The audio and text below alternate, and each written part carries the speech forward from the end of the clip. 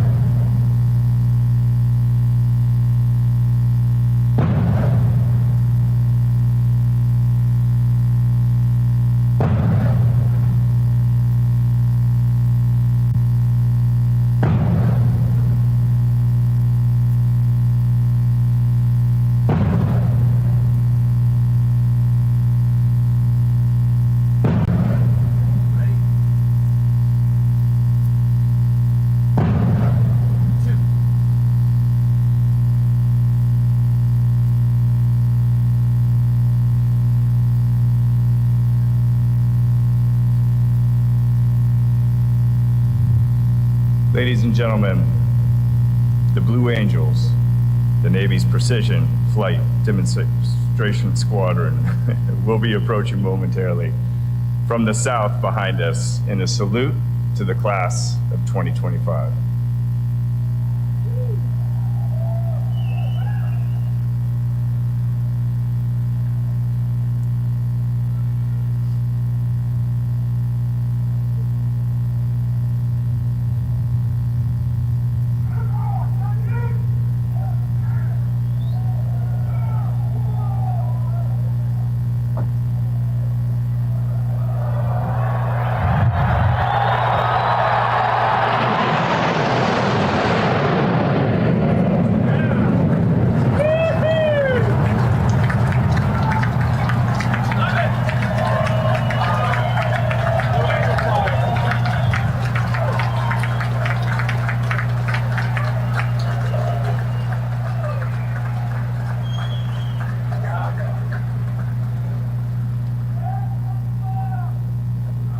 Ladies and gentlemen, we invite all of our guests to remain standing for our national anthem, sung by Midshipman First Class Quinn Gonzalez, and then the invocation by Captain Maurice Buford, Chaplain Corps, United States Navy.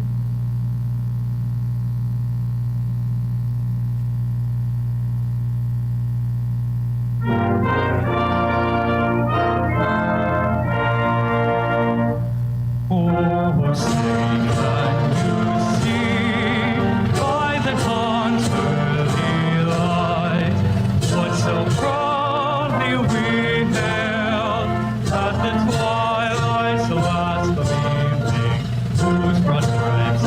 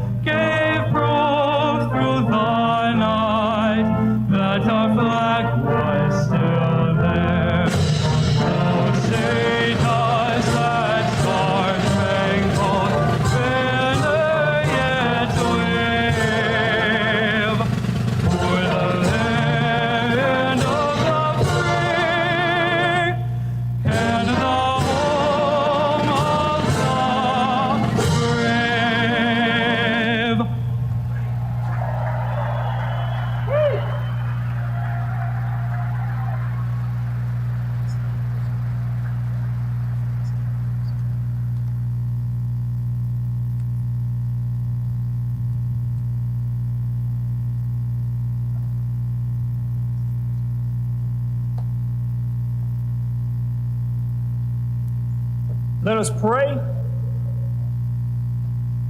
Most gracious and triumphant God, we come to announce to the world that these warriors are ready to fight tonight. For the record reflects they have the moral clarity for the fog of war, the mental agility to outwit the opposition, and more importantly, the spiritual readiness to say on behalf of we the people, of the people, and by the people, that the best is yet to come. So would you stretch forth your hand and stir up our faith as a people? For only then will we know that all things are possible to those that dare to believe. Now receive all of your glory, your power, and your honor forever. Amen. Please be seated. Ladies and gentlemen, the 65th Superintendent of the United States Naval Academy, Vice Admiral Yvette M. Davids.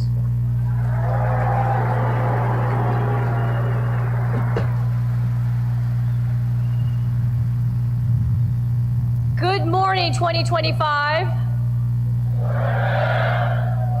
What a glorious day it is. Welcome to the graduation and commissioning for the great class of 2025.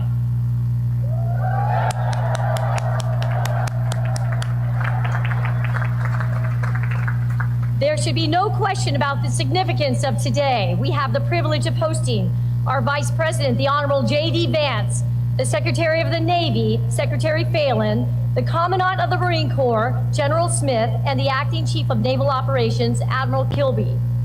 Also joining us today is Senator Sullivan from the great state of Alaska, a former Marine and the Chairman of the Naval Academy Board of Visitors. And esteemed members of the board, Congressman Jake Ellzey of Texas, a proud member of the class of '92, and former fighter pilot, and Congressman Derek Van Orden of Wisconsin, retired Navy SEAL. And Congressman Rob Bresnam of Pennsylvania is also with us today.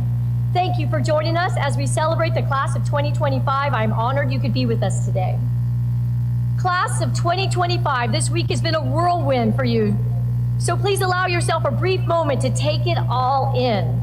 Look around, go ahead, at your classmates next to you. Now up at the stands, find your family and friends and sponsor families and loved ones. Give them a wave.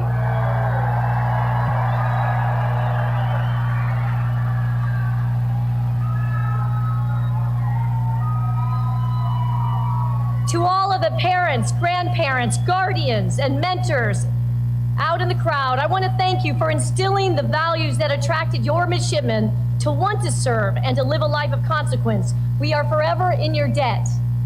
And thank you to our amazing and incredible dedicated faculty, staff, coaches, and sponsor families who contributed to this class's development into officers of character dedicated to the profession of arms. So 2025, to those who have challenged you and pushed you to achieve greater things than you thought possible, to those who have supported you and mentored you, please join me in giving them a heartfelt round of applause.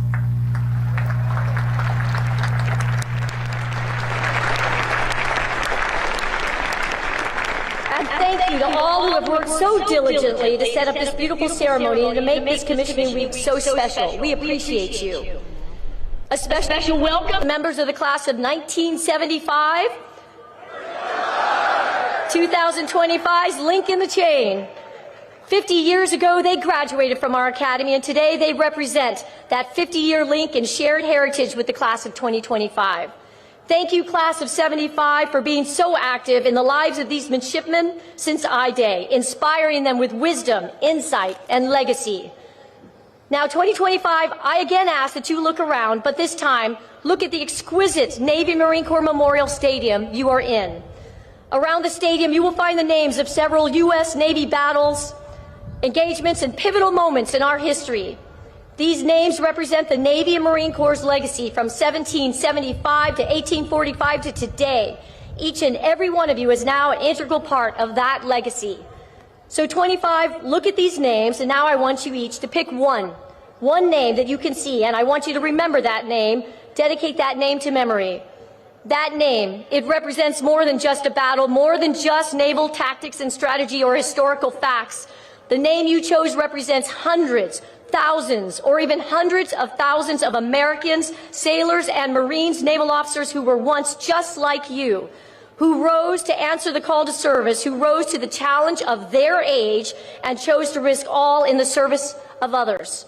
So 2025, while this stadium is a physical symbol and memorial to our Navy and our Marine Corps, always remember that you are the living legacy. You are the young people of our age who have chosen a life of service. Remember that name, and remember that you are assuming a rich heritage, a great honor, and a sacred obligation. But you have been preparing for this day and the assumption of those incredible responsibilities for the past 1,423 days since I-Day. Although this adventure is coming to a close, you are about to embark on many more. You are headed around the globe to places like Quantico, Pensacola, San Diego, Charleston, Norfolk, to Sasebo, Rhoda, and Hawaii, and to our international classmates who are soon to head home. A special congratulations to you. You each have an incredible future awaiting you. But know, Annapolis will always be here for you, and the Naval Academy will always be your home. And this moment right now, surrounded by your classmates and the legacy of those before you, this moment will be one of those that you will never forget. It will join other fond memories of crawling through mud and over obstacles at sea trials, bearing each other's weight as a team at Herndon twice, and swimming side by side at the first ever shellback ceremony. It will join memories of gloriously beating Army at every opportunity, of morning workouts with classmates before the sun has risen, the intensity of finals weeks, of incredible summer trainings across the globe that helped you find your operational calling, to your exceptional academic research capstone projects, and to the world-class musical and theatrical performances that showcase immense talent. And all of those shared experiences culminated today in your commissioning. And while today is the end of one chapter, it's the beginning of your careers as Navy and Marine Corps officers. On I-Day, you represented different corners of our nation and globe with different life circumstances and experiences. But now, at commissioning, you are a proud class of ethical warfighters who better understand the sacred oath you first took 4 years ago and will soon take again today. While we can never know with certainty what the future will hold for you or for our country, we do know that you are assuming a vital role. Your sacred obligation to our nation is to be prepared and to make sure that you and those that you lead are ready to both preserve peace and decisively win when called upon.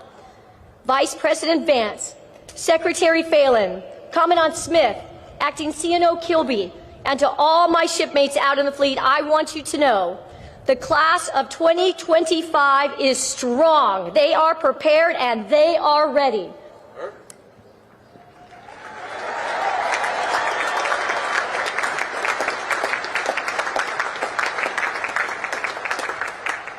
'25, your Naval Academy family is incredibly proud of you.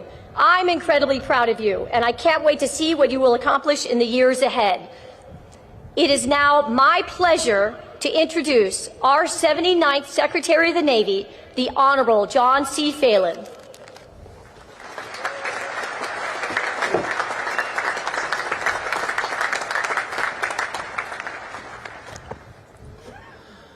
Well, I've been to many events, but this may be the coolest visual I've seen, so congratulations, really awesome.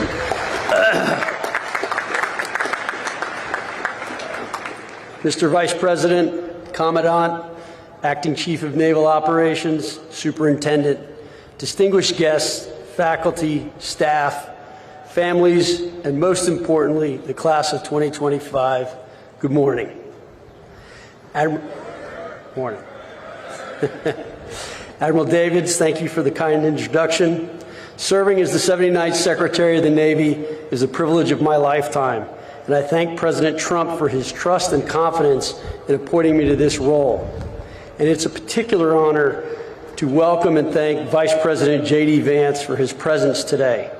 As a Marine and combat veteran, Vice President Vance represents what makes this nation great: courage forged through hardship, service defined by humility, and deep, unshakable belief that this country is worth fighting for. From the hills of Ohio to the battlefields of Iraq, and now to the halls of leadership in the White House, Vice President Vance's journey reminds us that honor is not given, it is earned. Thank you, Mr. Vice President, for your example, your service, and your continued leadership.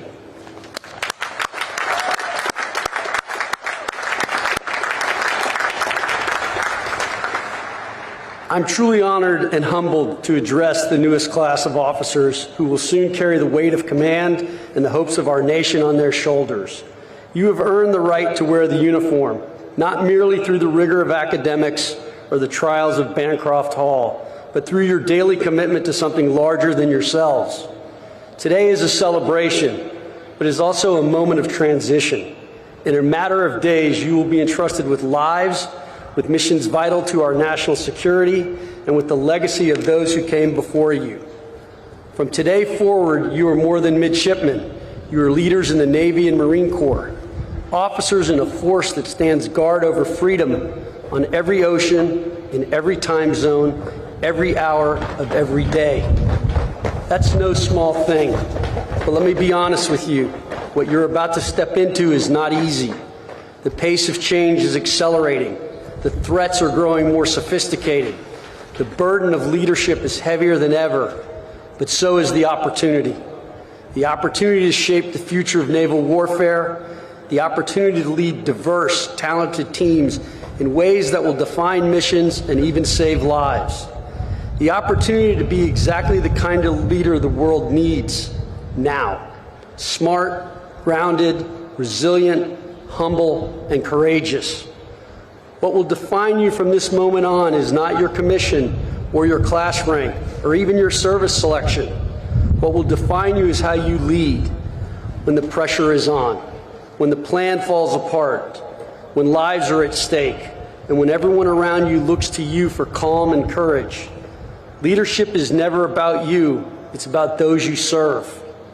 General John Lejeune had it right when he said the relationship between officers and enlisted must be like teacher and scholar, not superior and inferior. Your people will teach you more than you expect. Respect that. Learn from them. Lead them well. You are not simply to give orders. You are to grow those under your command into something better. Instill in them the core values of honor, courage, and commitment, not just with words, but through example. Now, a quick word about values: honor, courage, commitment. These aren't just words etched on academy walls or printed in manuals. They are your compass. And in a future filled with new technologies, cyber threats, and global instability, character will matter more than ever. You are inheriting a fleet that sails in a world full of complexity and consequence. We face adversaries who test the rule-based order at sea. We operate in an environment where innovation moves at the speed of relevance, and we must be agile, accountable, and adaptive, because lethality is just not about firepower.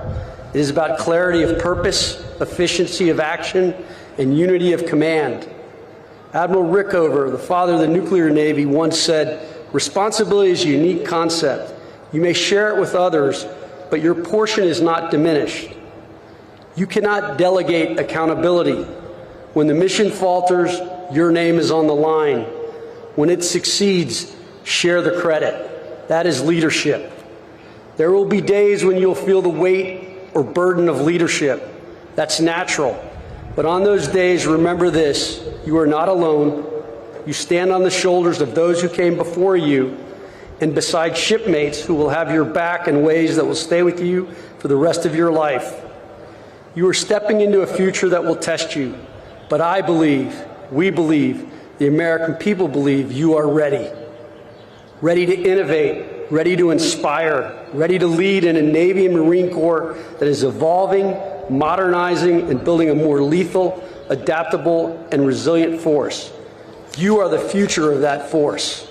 So take pride in what you've achieved, take responsibility for what comes next, and take care of those you are privileged to lead. Your commission is more than a contract. It is a covenant with the American people. They trust you to defend this nation with honor, to wield power with restraint, and to lead with integrity even when no one is watching. So class of 2025, step forward with confidence, but carry within you the humility of those who came before. From the decks of destroyers to the cockpits of strike aircraft, from forward operating bases to submarines beneath the sea, you'll be the tip of the spear and the steady hand behind it. In closing, know this, your country is proud of you, not just for what you've done, but for who you've chosen to become. You are not just graduates, you are defenders of the Constitution, ambassadors of liberty, and the next generation of American leaders. May God bless you, your families, and the United States of America. Congratulations on this well-deserved honor. Thank you.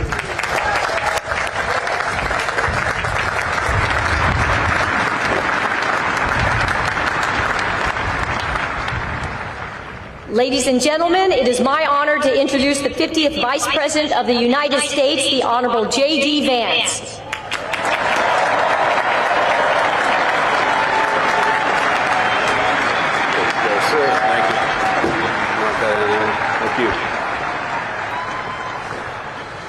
Well, it is great to be with you here on this incredible day, and I gotta say, it's a pretty cool trick where when people say good morning, you guys say it back in unison. So let me say good morning to the class of 2025.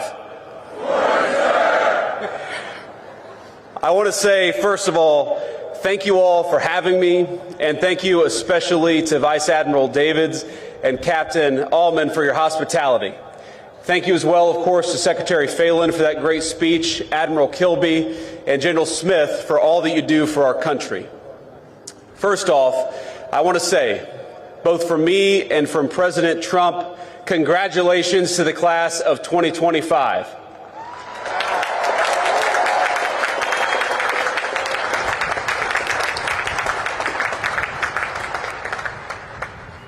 I want to say congratulations not just to you all, because you all certainly earned a great honor, but congratulations to the families, the friends, the faculty, plus the other midshipmen and service members who join us on this beautiful morning and share in this incredible day.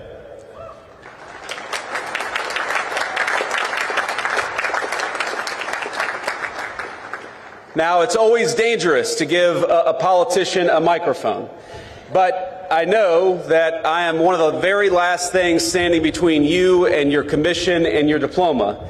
And so, out of respect, I just want you to know that this is only going to be a 3.5 or 4 hour speech. I hope you all brought your sunscreen because it's bright out here. But today is such an incredible day for you. Tonight, you'll celebrate in the finest tradition of the United States Naval Academy with great food and, of course, maybe a little drink.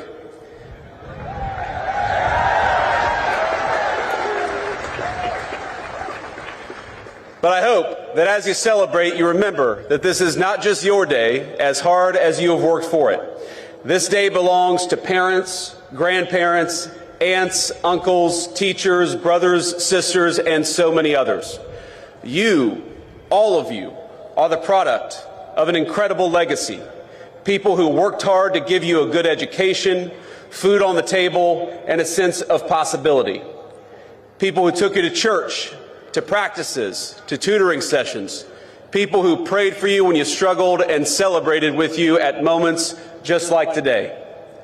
Most of you are fortunate enough to have someone here to celebrate with you. Some of you don't. But whether they are here with you or not, the very best piece of advice I can give you is to begin your life in the fleet with a spirit of gratitude. Be thankful for all the people gathered here today and those who aren't, because they made you who you are and they got you to where you are today. And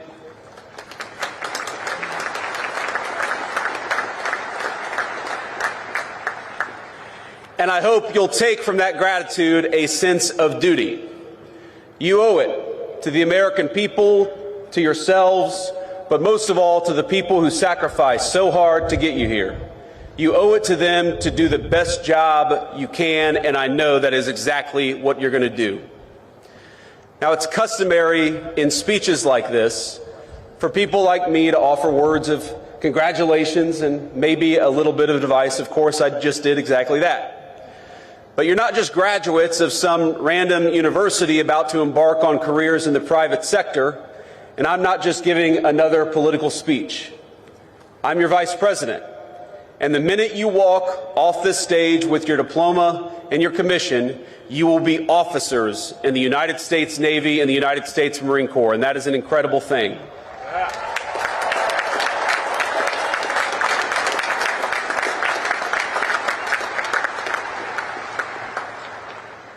You will be leaders of men and women in our armed forces.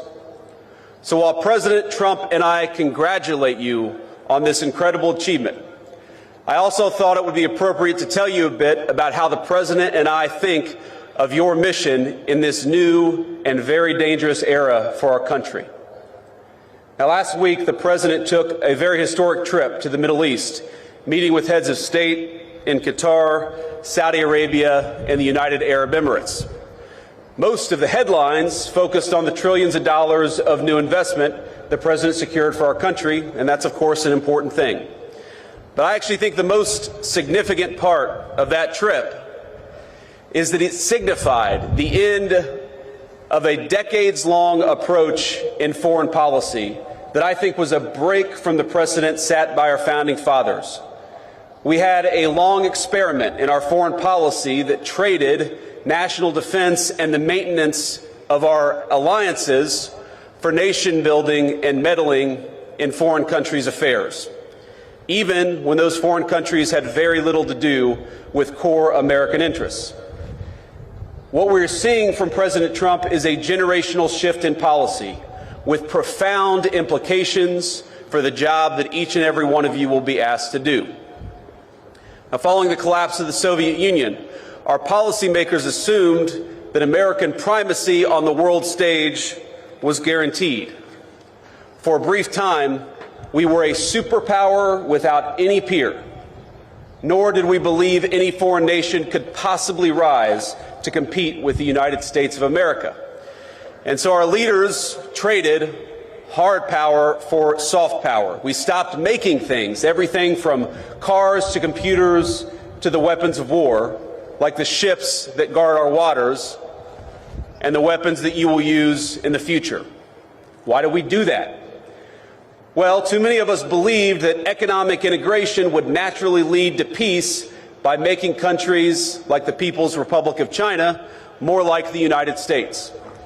Over time, we were told the world would converge toward a uniform set of bland, secular, universal ideals, regardless of culture or country. And those that didn't want to converge, well, our policymakers would make it their goal to force them by any means necessary. So instead of devoting our energies to responding to the rise of near-peer competitors like China, our leaders pursued what they assumed would be easy jobs for the world's preeminent superpower. How hard could it be to build a few democracies in the Middle East? Well, almost impossibly hard, it turns out, and unbelievably costly. And it wasn't our politicians who bore the consequences of such a profound miscalculation. It was the American people, to the tune of trillions of dollars, but more than anyone, it was borne by the people who were in your shoes just a few short years ago, by our service members and their families. The tens of thousands of warfighters who sacrificed precious time, energy, and in some cases their very lives in the line of duty. They are the ones who bore the costs of past failure. Our leaders abandoned clearly stated strategic goals for lofty, often incoherent abstractions. This is how, for example, we wound up chasing a $230 million pier in Gaza that worked for a grand total of 20 days while injuring over 60 American service members in the construction and maintenance of that pier.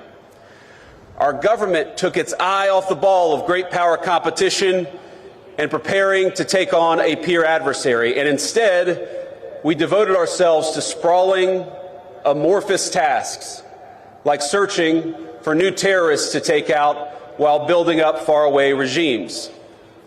Now, I want to be clear. The Trump administration has reversed course. No more undefined missions. No more open-ended conflicts. We're returning to a strategy grounded in realism and protecting our core national interests. Now, this doesn't mean that we ignore threats, but it means that we approach them with discipline, and that when we send you to war, we do it with a very specific set of goals in mind. And consider how this played out in just the last major conflict we engaged in with the Houthis over in the Middle East. We went in with a clear diplomatic goal, not to enmesh our service members in a prolonged conflict with a non-state actor, but to secure American freedom of navigation by forcing the Houthis to stop attacking American ships. And that's exactly what we did.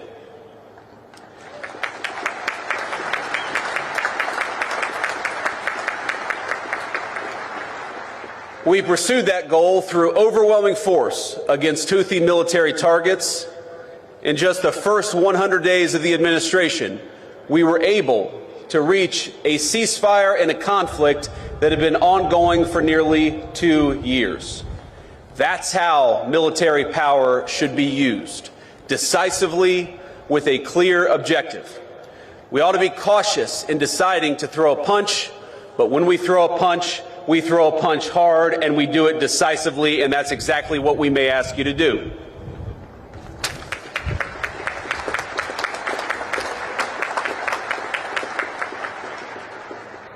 Now, that shift in thinking from ideological crusades to a principled foreign policy will help restore the credibility of American deterrence in 2025 and beyond.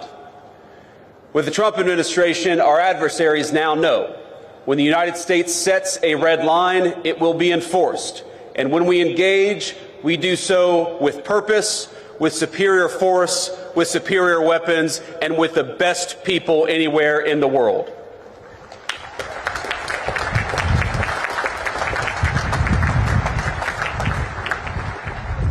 Let me say something about weapons and the future of warfare. It is, of course, a priority of this administration, not just to keep, but to widen the technological edge between the United States military and our adversaries all over the world. In the wake of the Cold War, America enjoyed a mostly unchallenged command of the commons: airspace, sea, space, and cyberspace. But the era of uncontested U.S. dominance is over.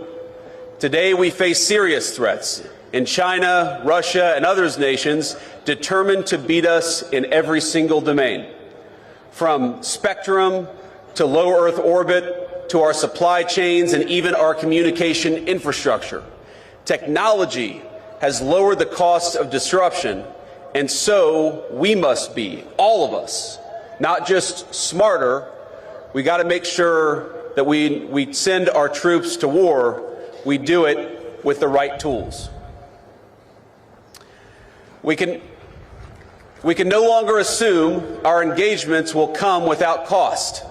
That's why the Trump administration is investing in innovation, rewarding risk takers at the Department of Defense, and streamlining weapons acquisition for the new century. Investing in cutting-edge weaponry like hypersonics is important, but just as important are the low-cost, high-impact technologies that are already transforming the battlefield, things like drones. And by the way, when we talk about innovation, innovation is not just happening in the laboratory of a defense contractor. Innovation increasingly is happening on the very battlefields that you will lead troops on. So that you are not just recipients of innovation, you're not just users of tools, you will very often be developing tools in this new century. Our lawmakers and military brass alike must learn to adjust to a world where cheap drones, readily available cruise missiles, and cyber attacks cause extraordinary damage to our military assets and our service members. And it will be you, the graduates gathered here today, who will lead the way for the rest of us. Your service will bring new challenges and environments, including ones unfamiliar even to those who have served before you. You will deploy new equipment, new systems, and new technology.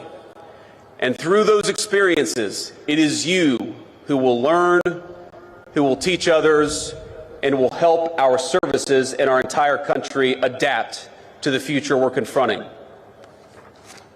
Now, the extraordinary education you have received is an investment by the American people, an investment not only in your courage, but in the strength of your minds and the promise of your leadership. Because your nation rests easier knowing that we have the most brilliant strategists and tacticians standing guard. Men and women like you, brilliant enough to preempt and, if called, fight and win the wars of tomorrow. And as technological change continues to transform the battlefield, it only heightens the importance for this administration, for our whole country, on investing in our military's human capital. That's you, in the well-being of our warfighters, in your brilliance, in your strategic innovation.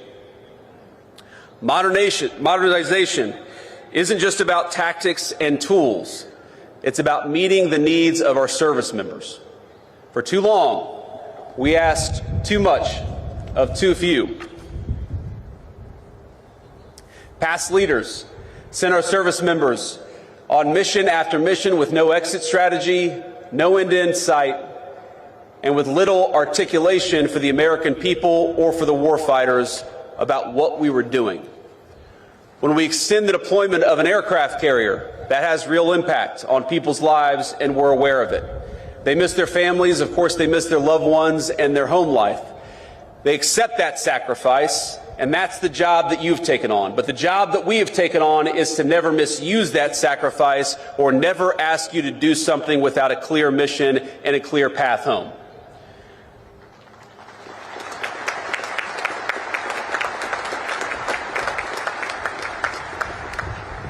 The Trump administration recognizes that our most valuable resources, it's you. It's young people who are brave enough to put on the uniform and risk your life for this country. And we promise, I promise, to cultivate that resource, to protect it, and to use it only when the national interest demands. And what makes your new life so unique is that you must take multiple perspectives. You will be junior officers, of course, answerable to commanders, captains, admirals, generals, and people like me.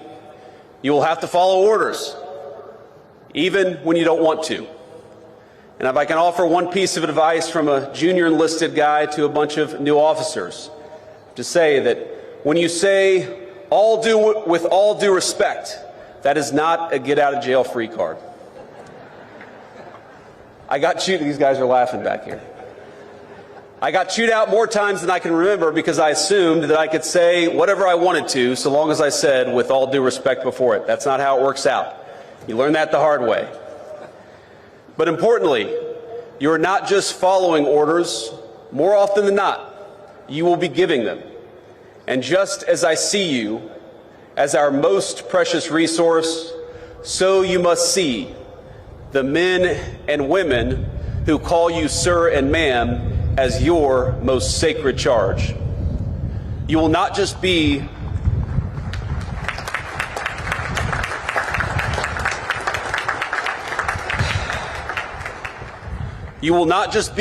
another boss. You will counsel them through triumph and tragedy. You will learn that there is no clear line between personal and professional for officers in the Navy and Marine Corps. But I encourage you to see them not just as people who must follow your orders, but as leaders in their own right with incredible wisdom and incredible potential. Now, this is shocking to think about, but there are senior enlisted people who started their careers in the Navy or the Marine Corps before you were born who will call you sir and ma'am and follow your orders. Think about what an incredible honor that is. And think about what an incredible opportunity it is, not just to lead these men and women, but also to learn from these men and women. And that is the task before you.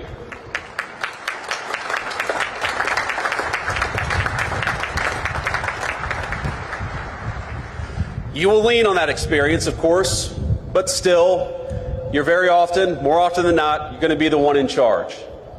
That is an honor, but it's a responsibility that ought to give you chills. You've made it now through one of the most demanding institutions in the entire world. You have earned your commissions, and you've stepped forward to serve at a moment when your country needs you now more than ever. But you're stepping into gigantic shoes, and it's worth taking stock of that as you prepare to receive your commission.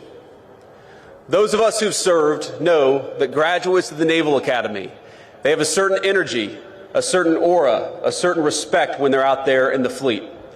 Let me just give you an example. Today is your day, of course, and you should celebrate. But in 3 days, the President and I will lead the most solemn occasion in our nation, Memorial Day at Arlington Cemetery. You'll learn, as I have, that when people say things like Happy Memorial Day, you appreciate the sentiment behind it, but you know that it's wrong. Because Memorial Day is not a happy day. And Memorial Day is not for those who served and came home. It is for those who served and didn't.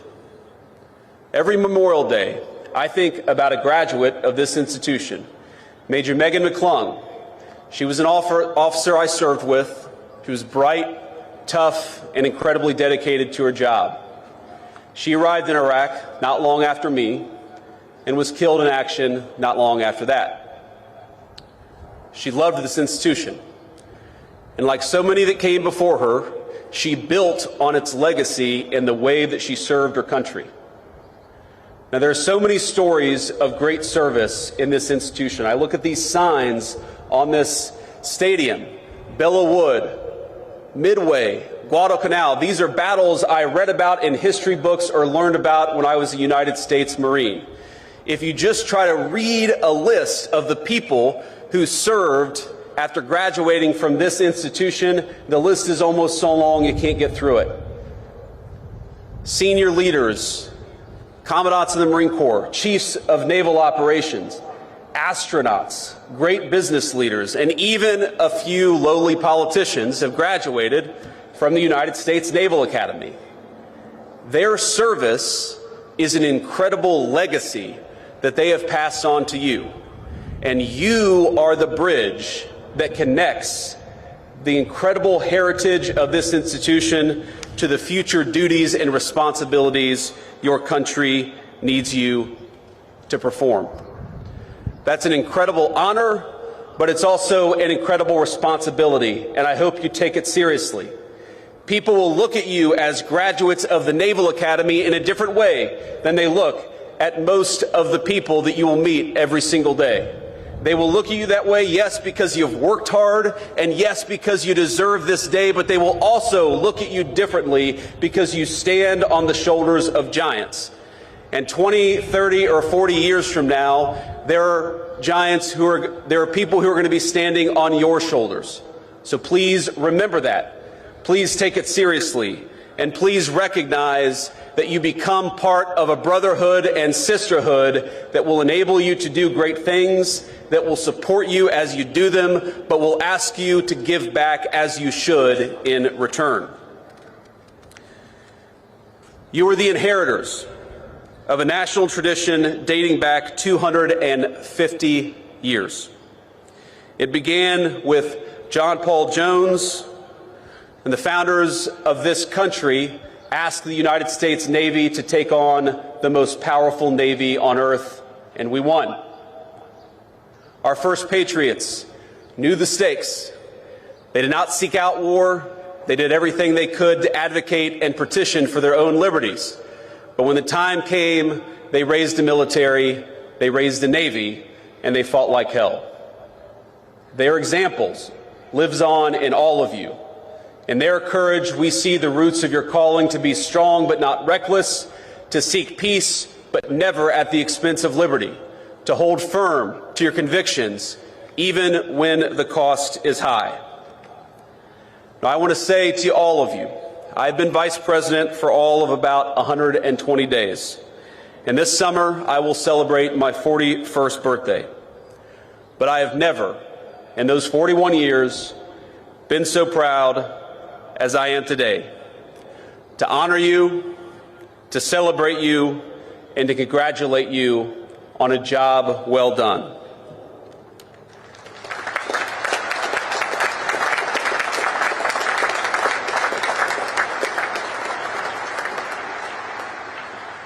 Now, I'm sure some of you share my politics and some of you don't. But I know today I speak for a grateful nation when I say we are rooting for you. Naval Academy Class of 25, we are proud of you and we depend on you. Congratulations, Godspeed, and do great work.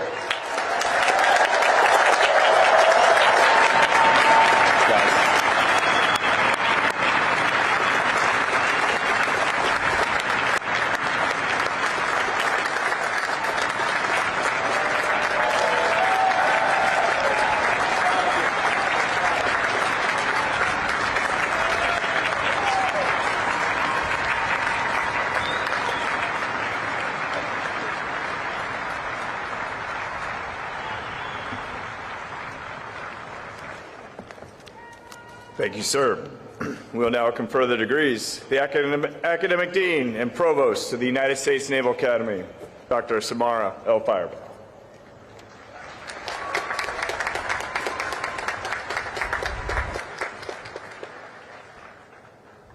Successfully completing the requirements and demands of a Naval Academy education is no small feat. From I-Day to today, it's a steady dose of challenges, ranging from academic to athletic to leadership and character development.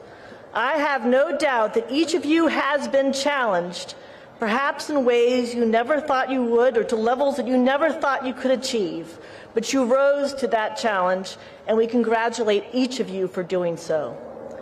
To the families and friends of these soon-to-be Naval Academy graduates and officers, these soon-to-be ensigns and second lieutenants, and to the faculty and staff here today as well, I would like to thank you and congratulate you. The rare graduate is the one who never needed the support of family, friends, and mentors. These graduates, like the tens of thousands before them, have depended on your support and encouragement, and you were there for them when they needed it the most. I know you are proud of their success, and we are most grateful to you for your role in that success.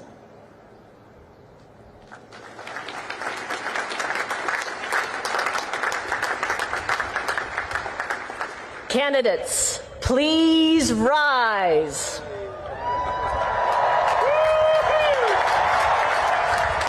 Admiral Davids, on behalf of the faculty of the United States Naval Academy, I present these candidates for the baccalaureate degree and recommend that this degree be conferred upon them.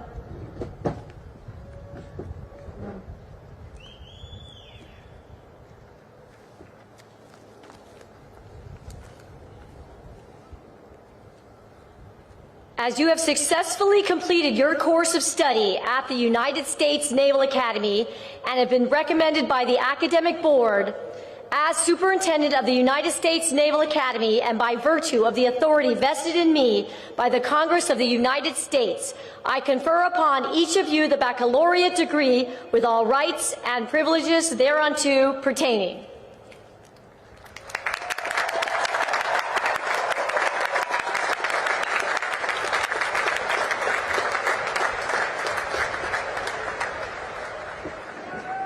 All right, please be seated.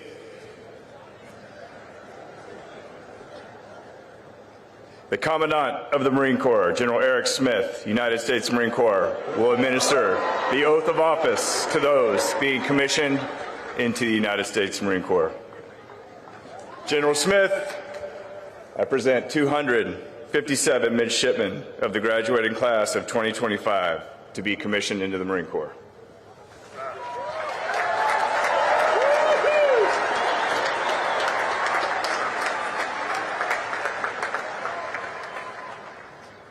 Well, good morning. Yeah, that sounds about right. Congratulations on this milestone achievement, and thank you for making the decision to serve.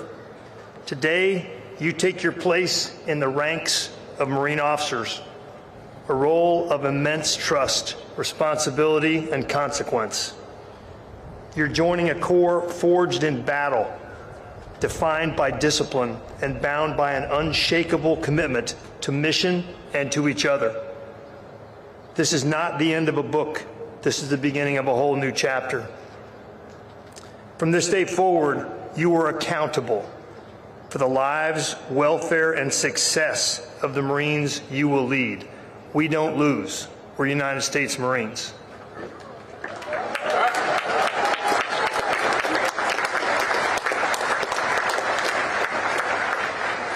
Your Marines won't follow you because of your rank. They'll follow you because of your example, your judgment, and your character.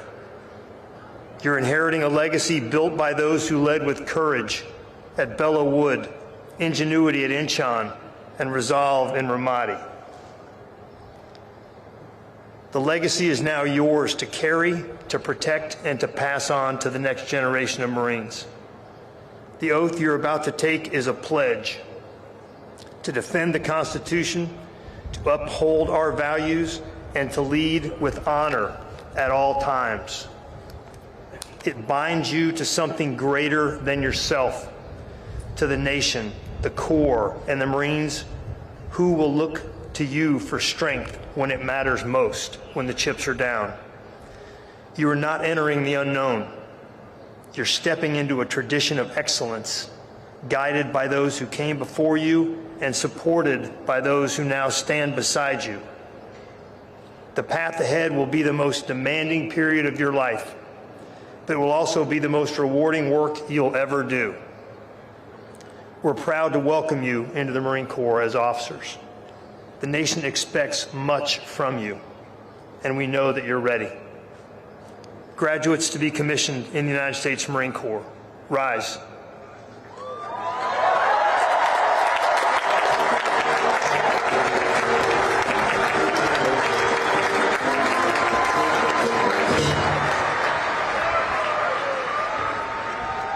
Raise your right hands.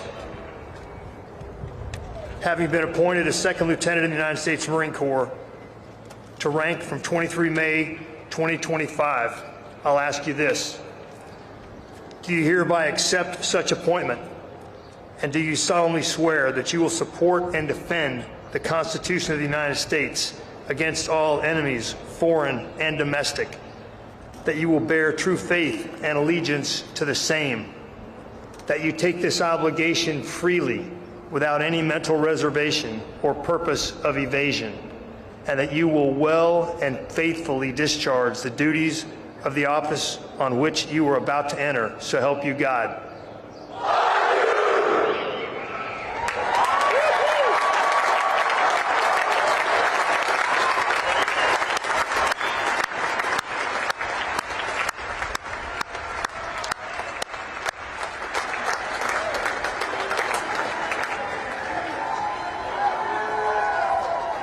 Second Lieutenants, take your seats.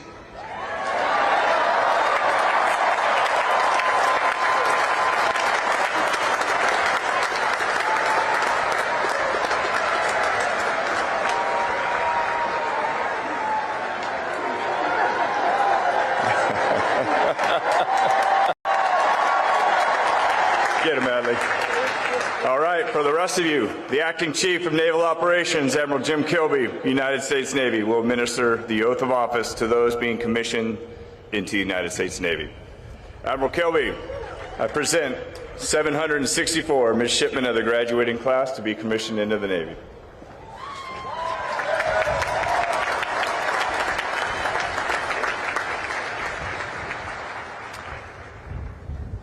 Well, good morning. Vice President Vance, Secretary Phelan, General Smith, Vice Admiral Davids, parents, family and friends of the class of 2025, it's an honor to be here with you today. I want to echo those before me in taking a moment to recognize all of the families and friends present. Each of you had a profound impact on the men and women in front of me, instilling in them the values, will, and courage to serve something greater than themselves, a decision that sets them apart from their peers. Thank you for your continued support. Class of 2025, congratulations on joining the world's premier maritime fighting force.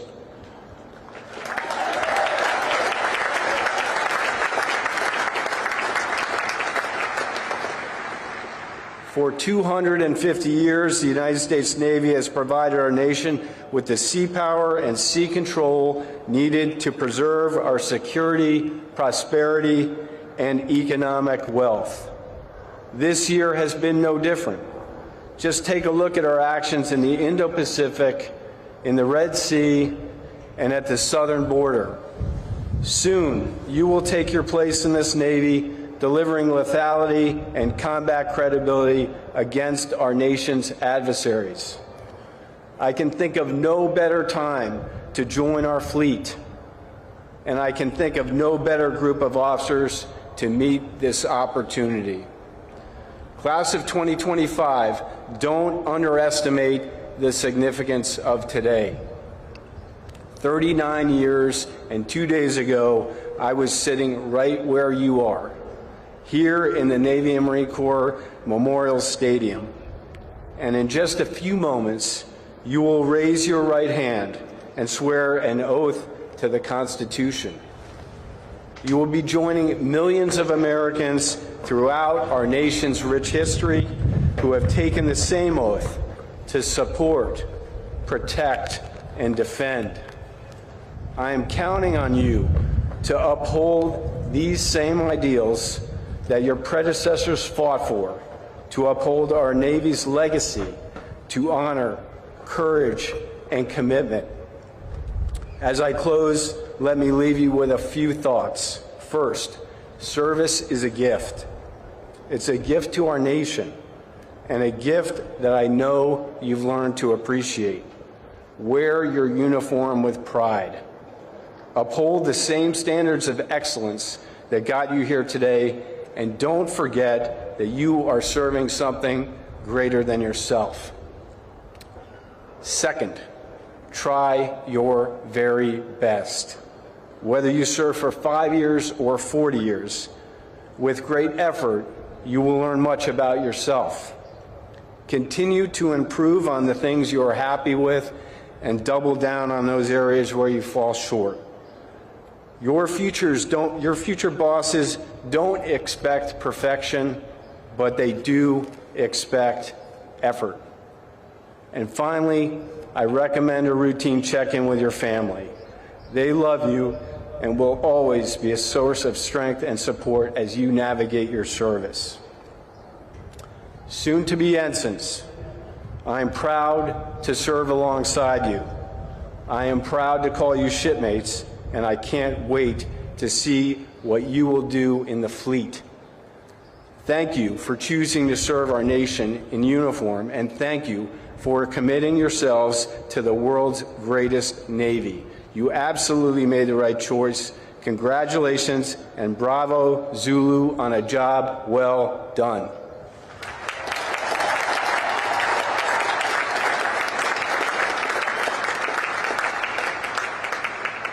Graduates to be commissioned in the United States Navy, please rise.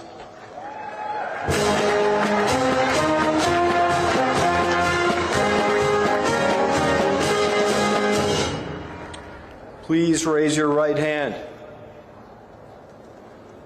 Having been appointed an ensign in the United States Navy to the rank from 23 May 2025, do you solemnly swear that you will support and defend the Constitution of the United States against all enemies, foreign and domestic, that you will bear true faith and allegiance to the same, that you take this obligation freely, without any mental reservation or purpose of evasion, and that you will well and faithfully discharge the duties of the office on which you are about to enter. So help you God.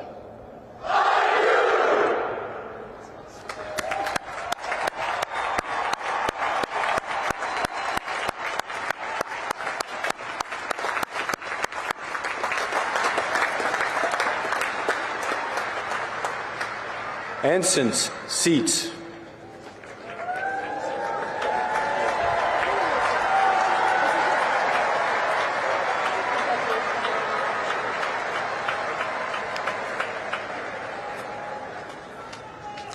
Ladies and gentlemen, today we will graduate 1,048 men and women who have met the many challenges of 4 years at the Naval Academy.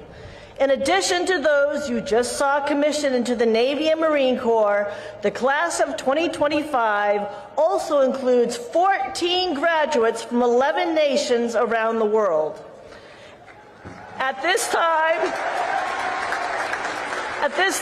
we invite these international graduating midshipmen to stand when their name is called, along with members of their national delegation who are in attendance today. These graduates, whose national flags are flying above the memorial arches at the north end of the stadium, will return to their countries and serve with distinction in their armed forces or other government service. From the Arab Republic of Egypt, Zied El-Gandhi. From the Republic of Fiji, Ratu Malabua. From the Republic of Indonesia, Juandito Cahyo Nugroho. From the Republic of Indonesia, Febiarta Suryana. From the Kingdom of Jordan, Tariq El-Azema. From the Republic of Maldives, Hassan Nishath. From the Republic of Peru, Luigi Caparini. From the Republic of the Philippines, Michelle Ann Angelou de Leon Matzo. From the Republic of the Philippines, John Arel Monreal. From the Democratic Socialist Republic of Sri Lanka, Isuru Ekanayaka. From Taiwan, Zhen Yi Zhou. From the Kingdom of Thailand, Poonrapi Praki. From the Republic of Tunisia, Muhi Ben Mefta. From the Republic of Tunisia, Mohammed Jerbi. Thank you. Seats.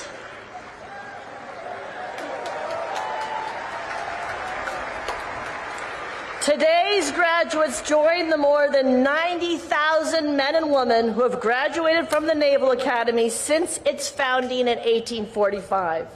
As part of our graduation ceremony today, members of the Naval Academy class that preceded this year's graduates by 50 years will honor this continuing chain of Naval Academy graduates by presenting engraved ensign or second lieutenant uniform devices to the class of 2025.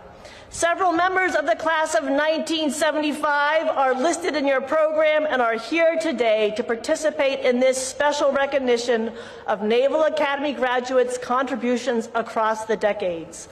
Please join me in recognizing and applauding these distinguished graduates.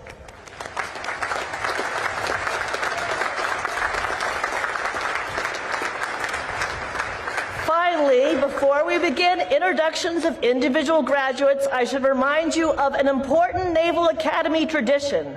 The parents and friends of each graduate are invited to stand when that graduate's name is called. In that way, we can recognize your contribution to the achievement of these fine young men and women. The Vice President will now present diplomas to those individuals graduating with distinction. Those members of the class of 2025 graduating with distinction, please rise.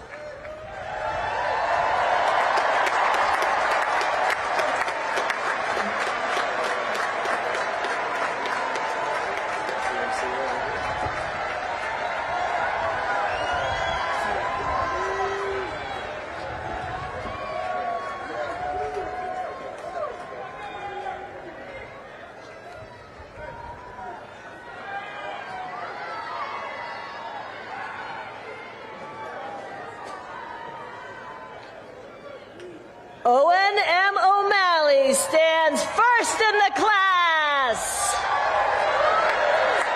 Anderje J. Korletsky, Tenley W. Radak, Sean D. O'Boyle, Matt T. Marinkovich, Brody A. Todd, Michael C.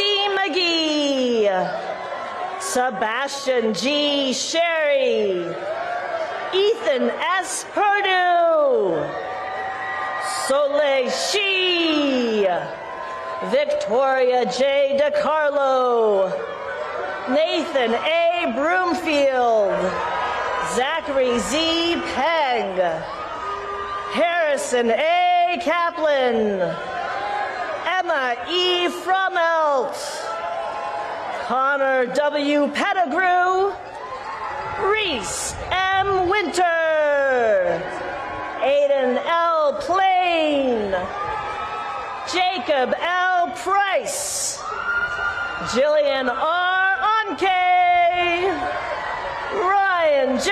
Ramondi, Justin T. Lau, Lucas G. Spyro, Molly M. Tressler, Joshua B. Herbert, Noel J. Poovey, Vishal R. Mandava, Noel M. Davente, Cooper A. Walsh, Richard A. Carter III, Sophia T. Utzinger, Grace Ann Peterson, Troy J. Boland, Nicholas Constantine Spears, Gavin A. Milligan, Daniel J. Mullen, Jackson W. Sudduth Jr., Samuel Mark Englund, John F. Janess, Lucas J. Schreiber, Dalton M. Keglovitz, Katie T. Stigler, Emma C. Kirby, Jonathan C. Howett, Nathaniel S. Gunn, Olivia J. Love, Sebastian J. Gordillo, Jonathan R. Sauer, Hava Serafinsky, Ama E. Stott, Conrad P. Davis, Luke W. Sweeney, Stephen J. Lubers, Lauren M. Leckelt, Ivan P. Thomas, Marshall J. Hansen, Gabriel B. Spencer, Thomas Owen Pitchford, and Galau, Toby Jeffrey Davis II, Demetrius S. Bush, Owen M. Barron, Alexander M. Grande, Sean A. Patty, Amelia E. Steinbacher, Kyle T. O'Doy, Benjamin A. Miller, Kevin A. Lamb, Tanner Aloysius Kelly, Micah Jacob Verano Rica Fronte, Gabriel Euclides Wen, Andrew W. Fichtel, Samuel J. Beatty, Matthew Brian Coleman, Walker H. French,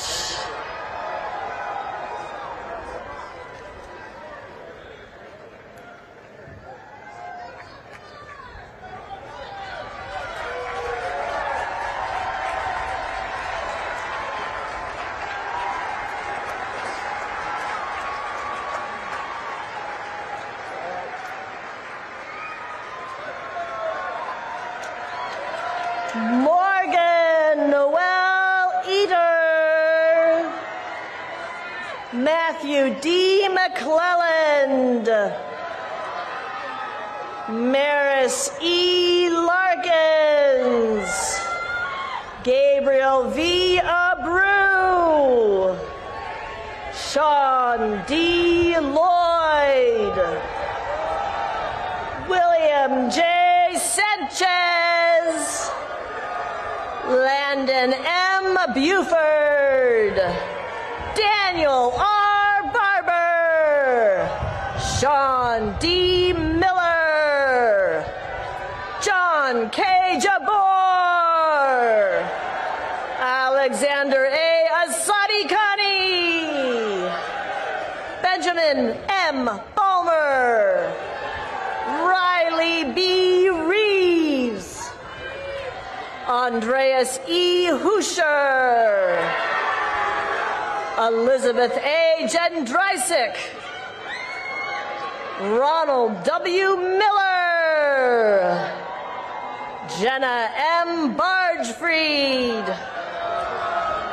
Wyatt J. Kuhn. Silas P. Costro. Alston J. McCaslin VII. Jacob W. Dubberly. Abigail A. Lutz. Leo P. Wagner. Nathan W. Sherry Jr. Duncan J. Ailes. Timothy D. Wright. Ethan J. Tolentino. Hannah L. Lakeford. Matthew J. Lee. Abigail P. Parker. Alex M. Trainer.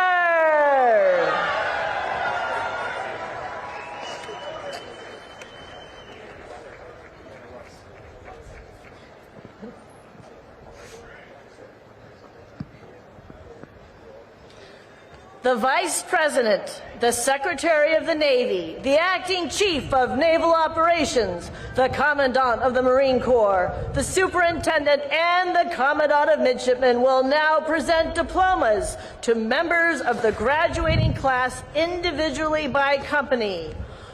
Odd-numbered companies will receive their diplomas from my left, and even-numbered companies from my right.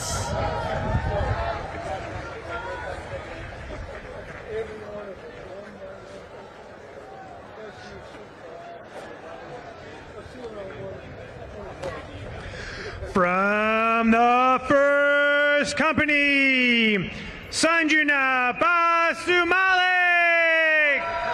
From the second company, Carl Gabriel F. Adriano. Joshua J. Kofer. Maya E. Barcelo. Benjamin W. Countess. Robert L. Benson. Anna B. Drinkard. Noah E. Blum. Braden W. Folkersma. Jessica M. Carruthers. Daniel C. Frere. Elizabeth J. Cermak. Luke F. Casper. Gavin J. Choi. Piper M. Geisler. Luke V. Dixon. Amber C. Hodges. Nathan Y. Faust. William T. Holsinger. Creedon G. Folger. Julia R. Horton. Wyatt W. Gleed. Shankar S. Jambunathan. Devin K. Gordon. Tyler S. Kasawagi. Anthony W. Harrington. Jude M. Crick. Haley N. Hoffman. Joseph S. Lee. Brock C. Houston. Adley Louis Sion. Michael G. Caliphate. Grace E. Lout. Emmett C. Kirby. Lily E. Lutz. Natalie H. Kramer. Brian L. McLean. Michael D. McDonald. Maxwell J. Mondo. Lucas S. Merritt. Grace C. Oliver. Andres D. Ruiz. Caleb W. Shade. Joshua X. Silva. Xavier B. Sturdoffen. Thomas R. Sneed. Kevin K. Sung. Campbell T. Spates. Luke Z. Thiemann. Christopher J. Stumpf. Addison E. Wilbur. Joy D. Texera. Ursula C. Wise. Kyler D. Villa. From the Third Company, Grace J. Bean. Eleanor G. Veazey. Thomas T. Bowie. Ryan W. Waba. Chloe M. Clausen. Rebecca V. Wiley. Randall S. Swiner. From the Fourth Company, William Carter Ash. Joseph W. Deegan. Cameron J. August. Isabella S. Fadulin. Jack H. Began. Margaret C. Geiger. Charlotte F. Blish. Samuel T. Graham. Ethan A. Borst. William G. Gravitt. Stelios E. Boyaki. Wesley S. Kim. Charlotte C. Brailsford. Roman J. Larocco. Luigi G. Caparini. Kyla R. Manning. John M. Crotty. Ann J. McCollum. Eolua Katitan Idada. Cyrus S. McLeod. Dylan S. Dixon. Ross L. Moore. Gavin C. Gregorek. Joshua L. Moran. Paulina I. Hollis. Jack T. Norton. Chris T. Johnson. James A. Roney. Lane N. Londas. Julian J. Trilling. Caress S. Mack. Justin K. Werner. Megan V. Marengo. Tyler K. Woodworth. Keanu D. Mark. From the Fifth Company, Mason Y. Banks. Charles K. Miller. Grace E. May Blote. Byron E. Rhodes. Peter J. Carino. Jolieste J. Romero. Luke J. Dever.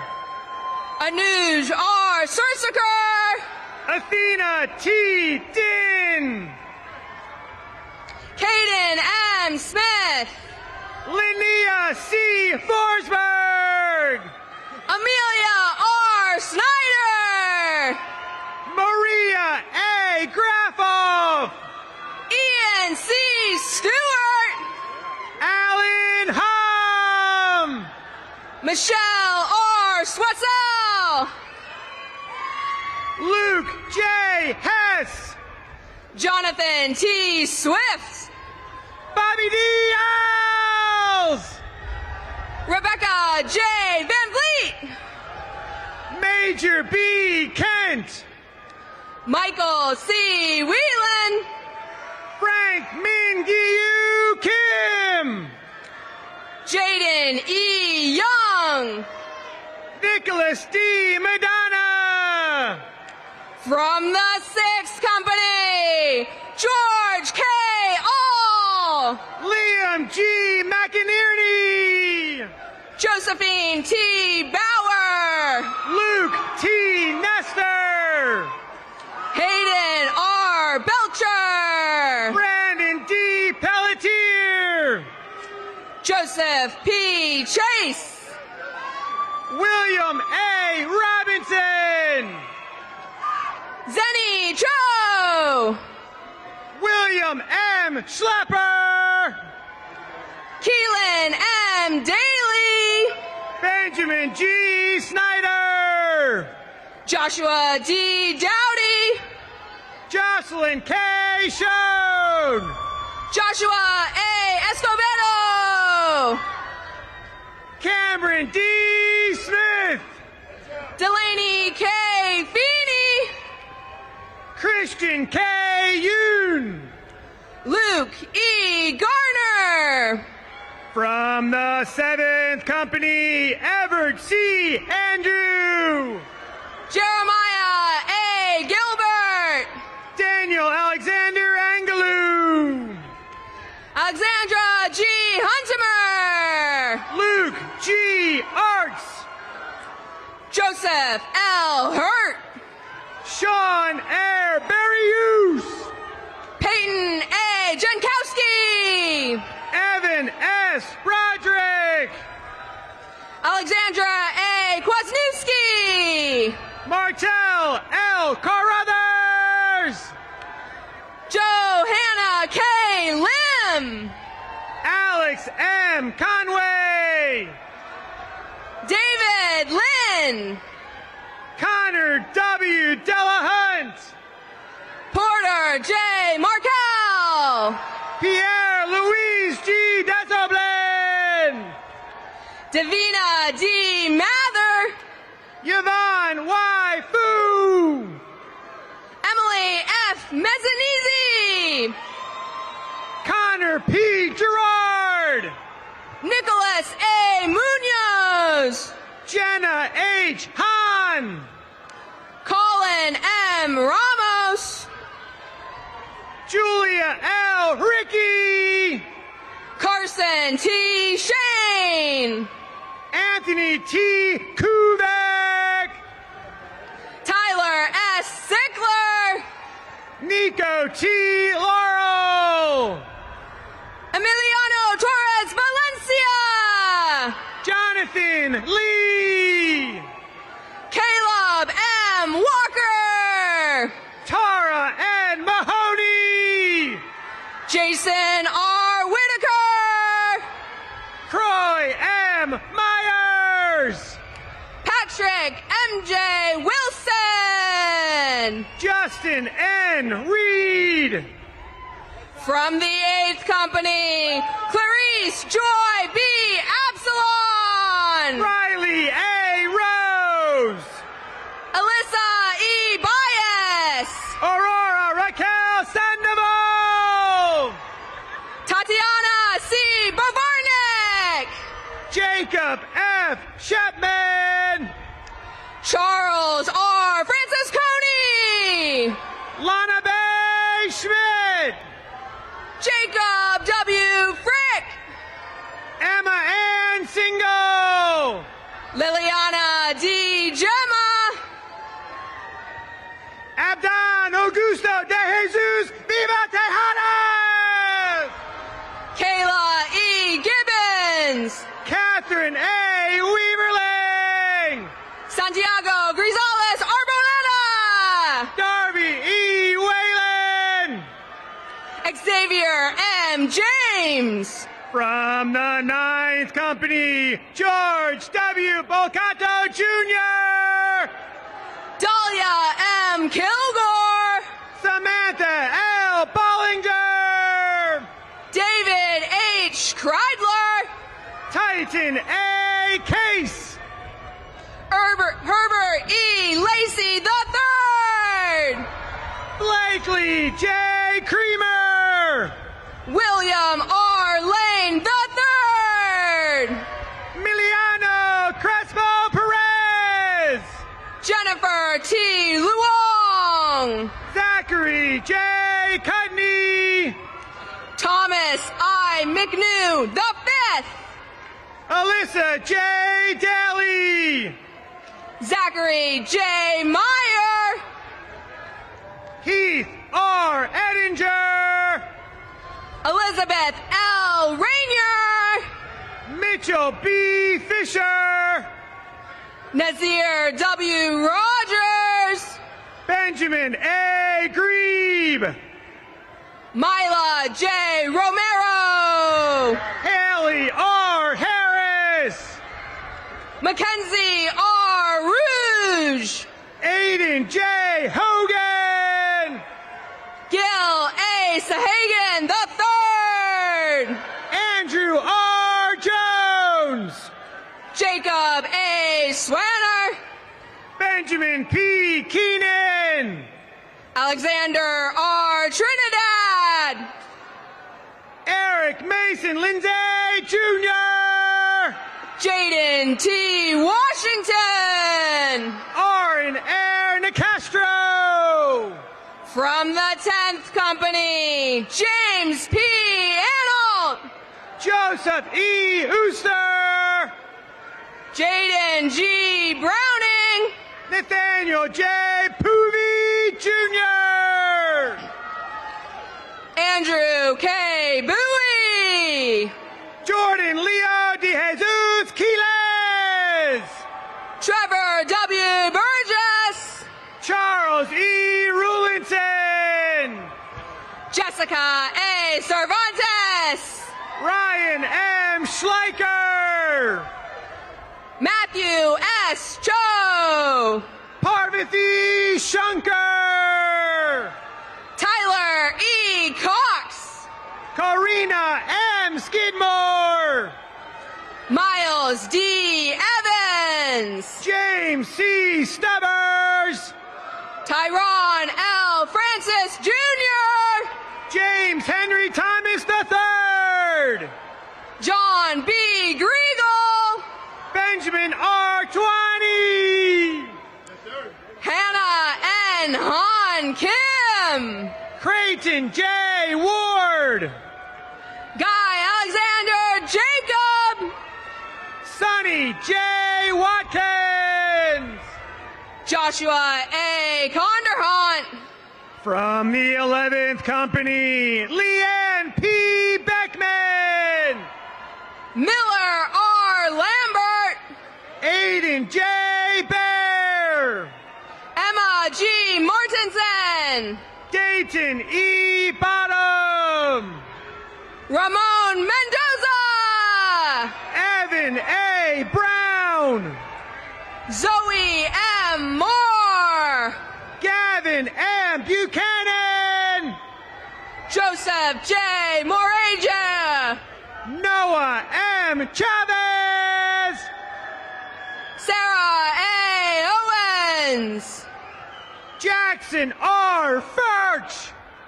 Maxwell T. Pastel. Sebastian A. Gordon. Alexa N. Riddle. Amin K. Hassan. Thomas A. Scully. Lauren I. Ledner. Bowen S. Shuttleworth. Miabella Martinez. Nathan C. Smith. Hannah L. McCarthy. Tyler J. Sweat. Ratu O. Malabua. And B.D. B. Williams Jr. Jamieson Mazo Meyer.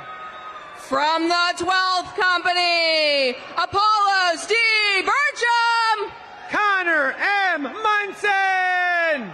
William L. Camp.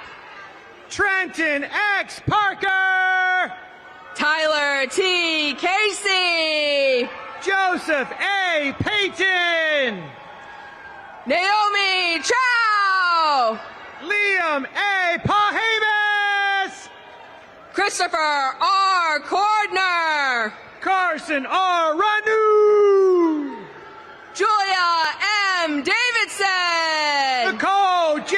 Rosenfeld, Kavon R. Davis, Caroline C. Thurlby, Isaru Kalana B. Ekanyaka, Mariella G. Bararia, Paulina I. Finn, Braden P. Walker, Kenneth J. Johnson, Ryan T. Zhang. Jonathan S. Kim, From the 13th Company, Shaquille A. Aranes, Vincent S. Kim, Owen J. Beastie, Charles M. Creel, Simon E. Berger, Landon C. Kruger, Payne T. Carr, Vera E. Martinez, Russell S. Clark, May E. McConkey, Anthony J. D'Angelo, Doris Salt Morton, Ethan A. De La Garza, Benny J. Nolan, Emma E. Driscoll, Sean T. Ostrowski, Brett P. DeMay, Brandon T. Prouse, Caroline A. Eggert, Augustus L. Reed, Ethan M. Gamble, William L. Swent, Isaac W. Grayland, Emmanuel Tavares, Grace C. Huber, Emily R. Vella, Owen E. Huntington, Alexander C. Vester, Maya L. Kessner, Henry S. Williams, Luke S. Kim, Quentin J. Wright, Peter J. Lee, from the 14th Company, Sebastian R. Allen, Thomas Q. McBride, Maharlika X. Archuleta, William L. McCrate, J.D. Bankston, Renee M. Murphy, Javon M. Bouton, Alyssa J. Parendo, Lauren E. Bryant, Michael A. Ponenti, Matthew F. Crotty, Emma G. Reichendel, Martha G. Fields, Margaret K. Schuler, Daba K. Fofana, Anthony D. Swanner, Isaac S. Fraley, Ryan D. Swanson, Amanda G. Graziano, from the 5th.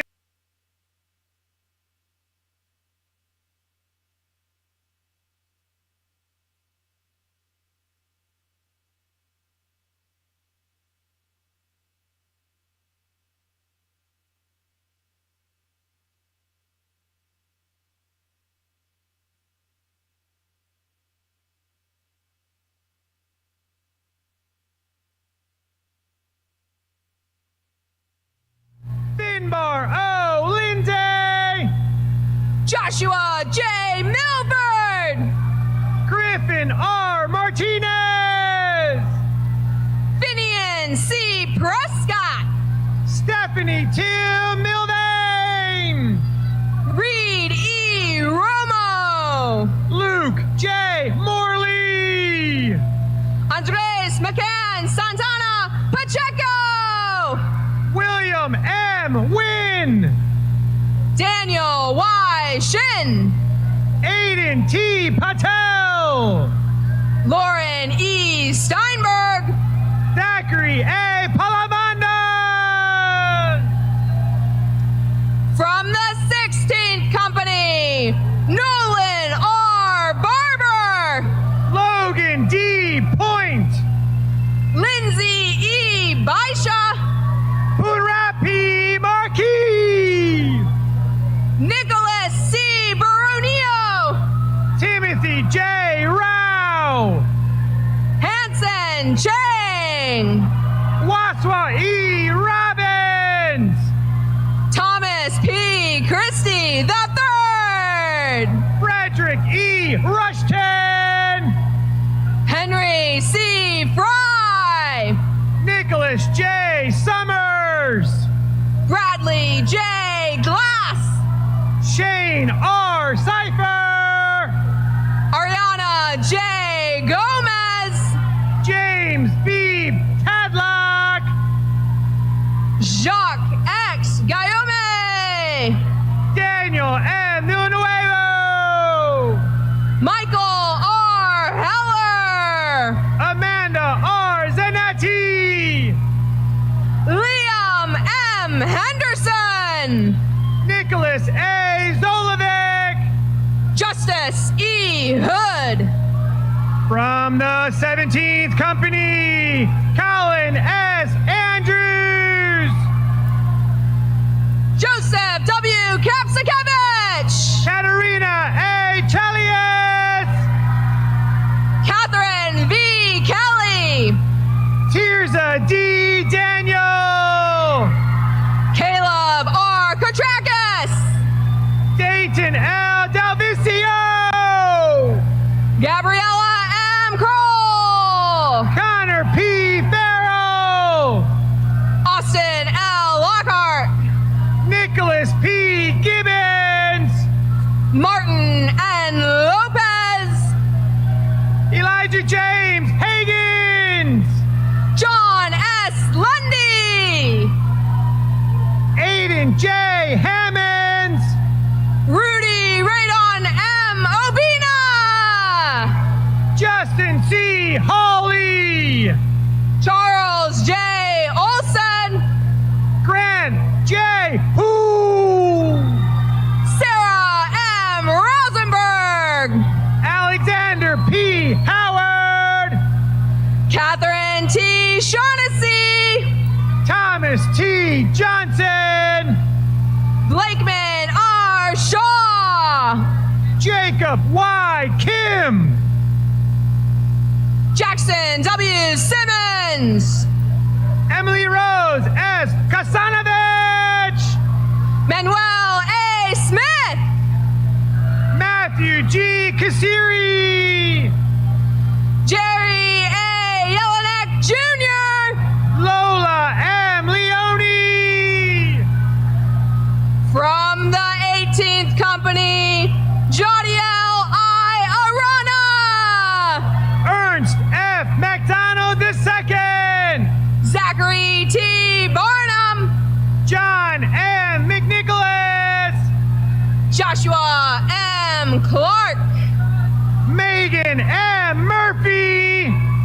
Addison Parker E. Davis. Gavin C. Nielsen. James M. DeJong. Brandon H. Horton. Sylvia R. Eklund. William C. Peters. Axel W. Fisher. Isabella G. Ramasco. Hunter M. Gawley. Brent L. Self. Charlotte V. Hall. Seth V. Talbert. Kendall R. Heber. Tanner B. Wade. Alexander B. Hoot. John H. Walsh. James W. Jewell III. Edmund W.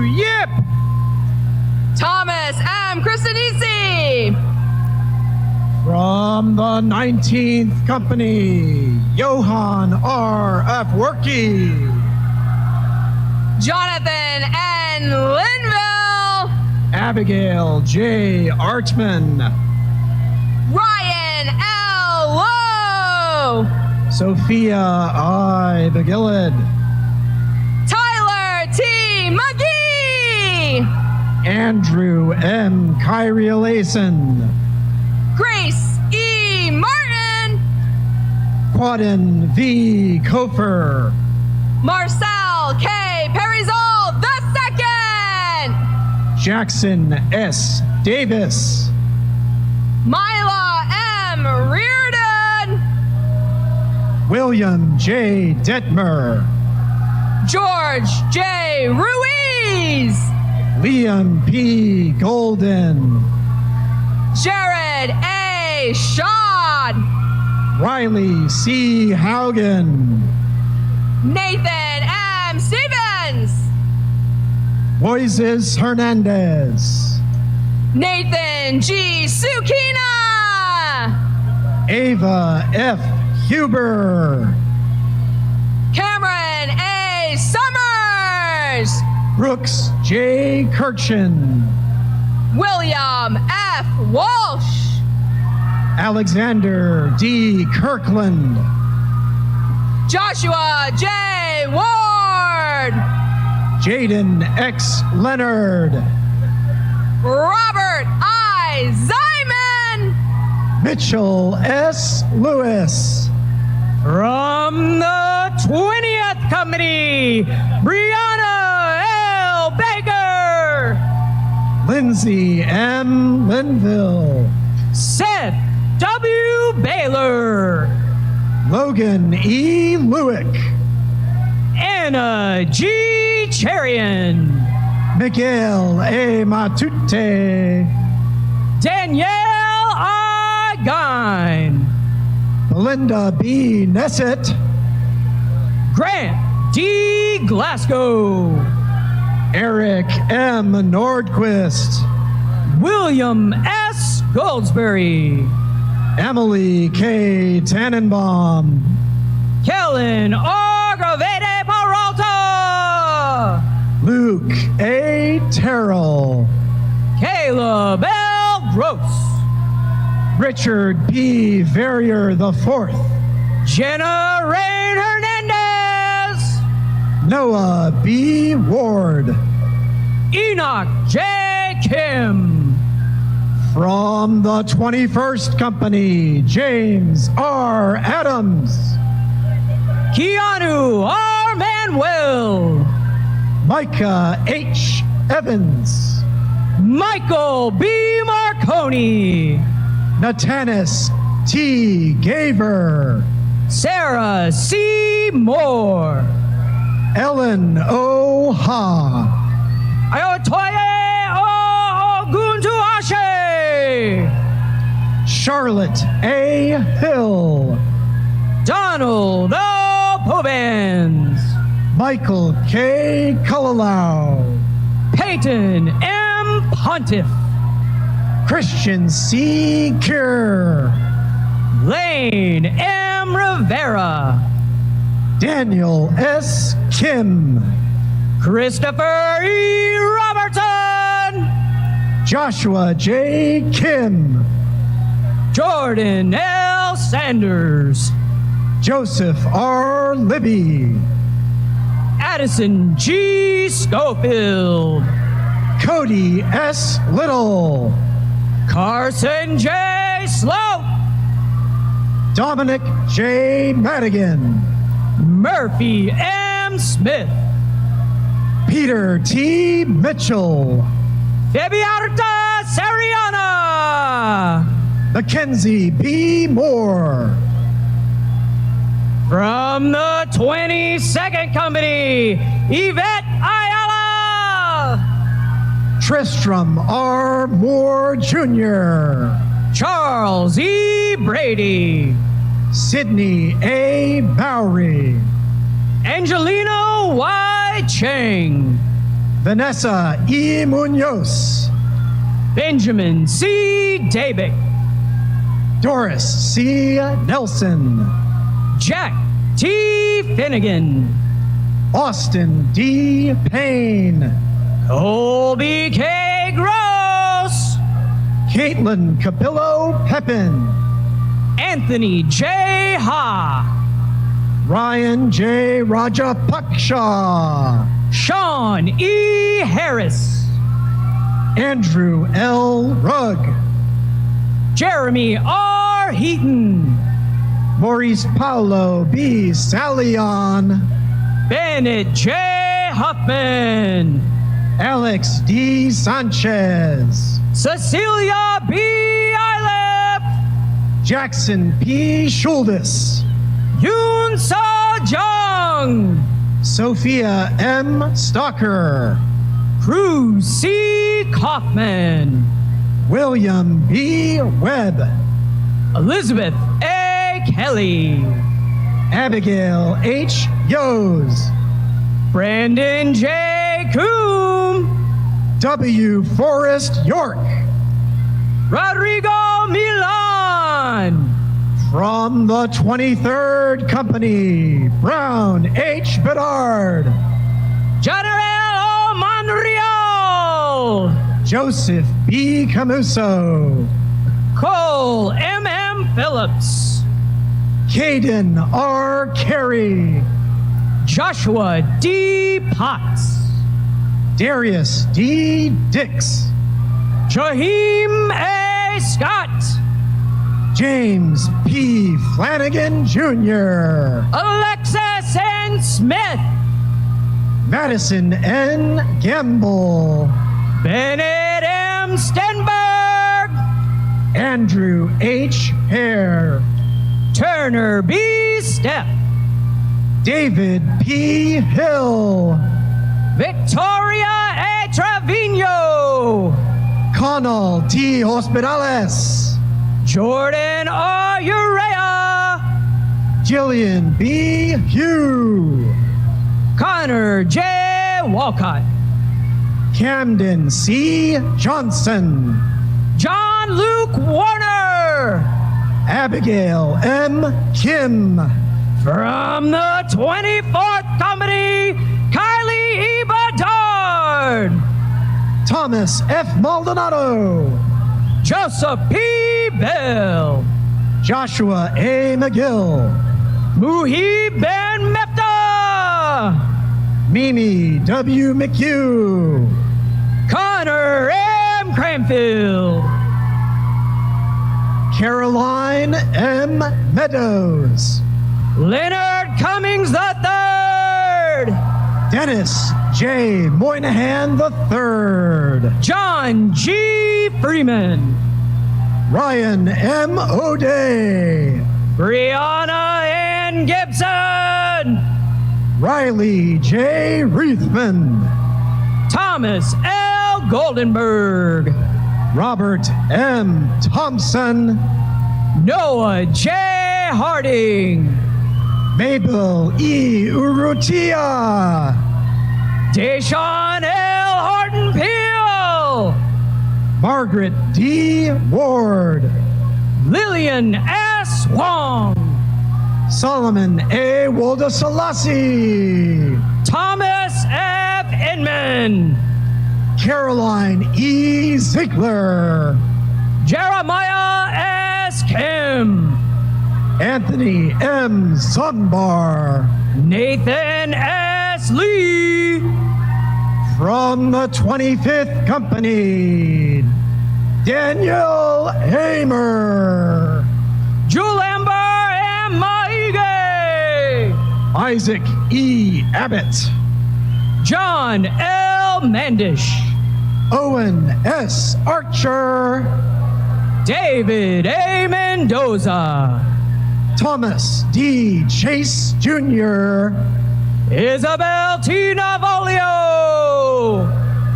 Riley W. Clautis,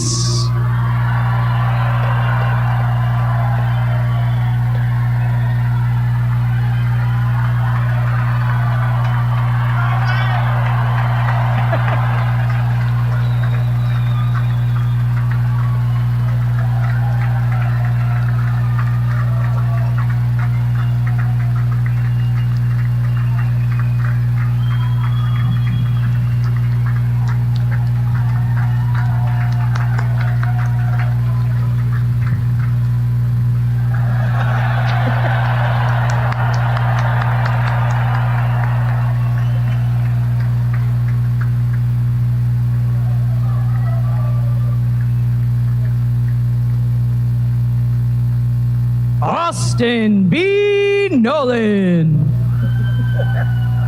Peter C. DeYoung. Copeland T. Nowell. Cameron R. Delaney. Blake A. Simmons. Kaylee E. Dion. Emily K. Spencer. Marley S. Duncan. Pedro L. Suarez Solar III. Eric A. Eads. Regis L. Velez. Nicholas J. Edwards. Himat S. Walla. Aiden J. Jibo.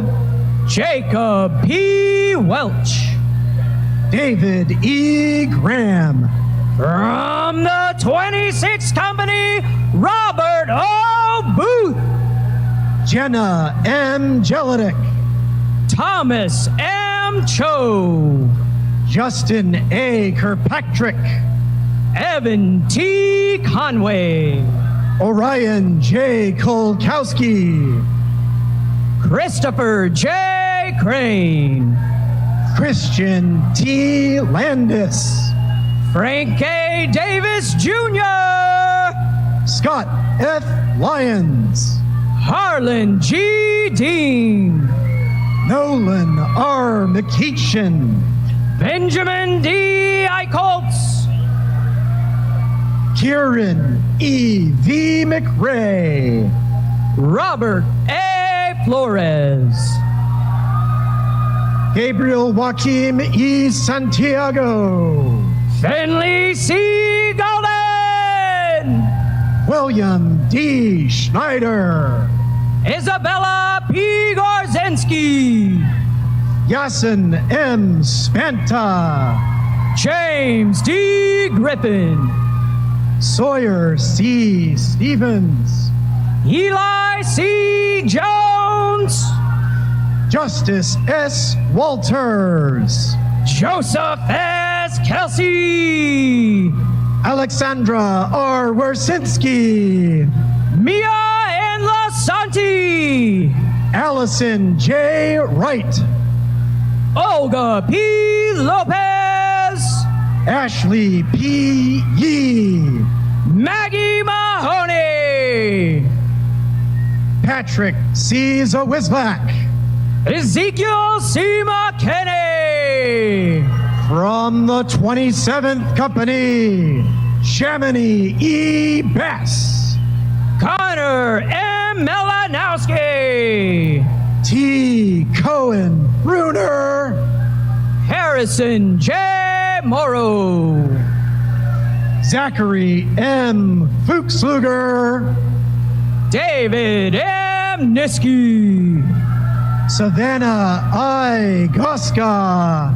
Samuel R. Norville. Quinn M. Gonzalez. Madison L. O'Donnell. Bianca M. Harris. Alfonso D. Puma. Caroline A. Irwin. Brian A. Strickland. Caitlin S. Johnston. Kelly J. Sullivan. Mallory F. Jordan. Ty M. Webb. Kevin King. George E. L. Wright. Jack W. Lang. From the 28th Company, Ivan D. Aguirre. Bradley A. Leibel. Chuck P. Albrecht. Mia S. Machado. Peter J. Ashes. Tehran E. Madison. Grant M. Bartuska. Indiana M. Mitsunaga. Thomas A. Irwin. Abigail B. Palea. Nolan F. Philby. Cole E. Petrusha. Matthew M. Gustitis. Tanner G. Russell. David M. Hickson, Lev Solov, Rachel Huang, Sadie M. Skinner, Joshua P. Huner, Randy B. Terry II, Kara L. Hunt, Eric I. Tingle, Madeline M. Klippenstein, Son M. Tran, Avery E. Konechny, Tanner J. Wadovic, Nicholas H. Layton, Nicholas J. Zito, Brandon D. Lee, from the 29th Company, Aiden S. Aguilar, Michelle and Angelou D. Mazzo, Andrew B. Bailey, Madeline A. Myers, Sydney G. Bear, Jason Q. Wen, Ryan K. Bassford, Mary C. Root, Connor J. Breen, Catherine L. Ryan, Andrew J. Cabral, Xander D. Spees, Justin T. Carl, Catherine E. Varnado, John T. Casano Boris Jr., Matthew Wang, Richard D. Crockett III, William M. Wirt, Alexandra J. Edelman, Nicholas K. Wydeck, A. J. Hinton, Andrew B. Wilkinson, Mohammed A. Jerby, Ryder J. Idiarte, Catherine B. Kadima, Miriam A. Yusel Lazo, Tatum L. Kelly, from the 30th Company, Samantha A. Abel, Ethan E. Canar, Zoe J. Adama, Benjamin D. Leprod, Ian A. Aguilar, Olivia M. Lekovich, Natalie A. Bow, Georgia B. L. Martin, Elliot A. Brandicourt, Marissa L. Meyer, Michael A. Casas, Thomas F. Morris III, Cameron A. Colavito, Brendan P. Munnelly, Cameron T. DeLay, Chelsea A. Murphy, Keyshawn J. Dolford, Elijah A. Perry, Zayad S. Elgendi, Matthew Z. Purvis, Bridget A. Hong, Lysander Renstrom, Joseph T. Hudson,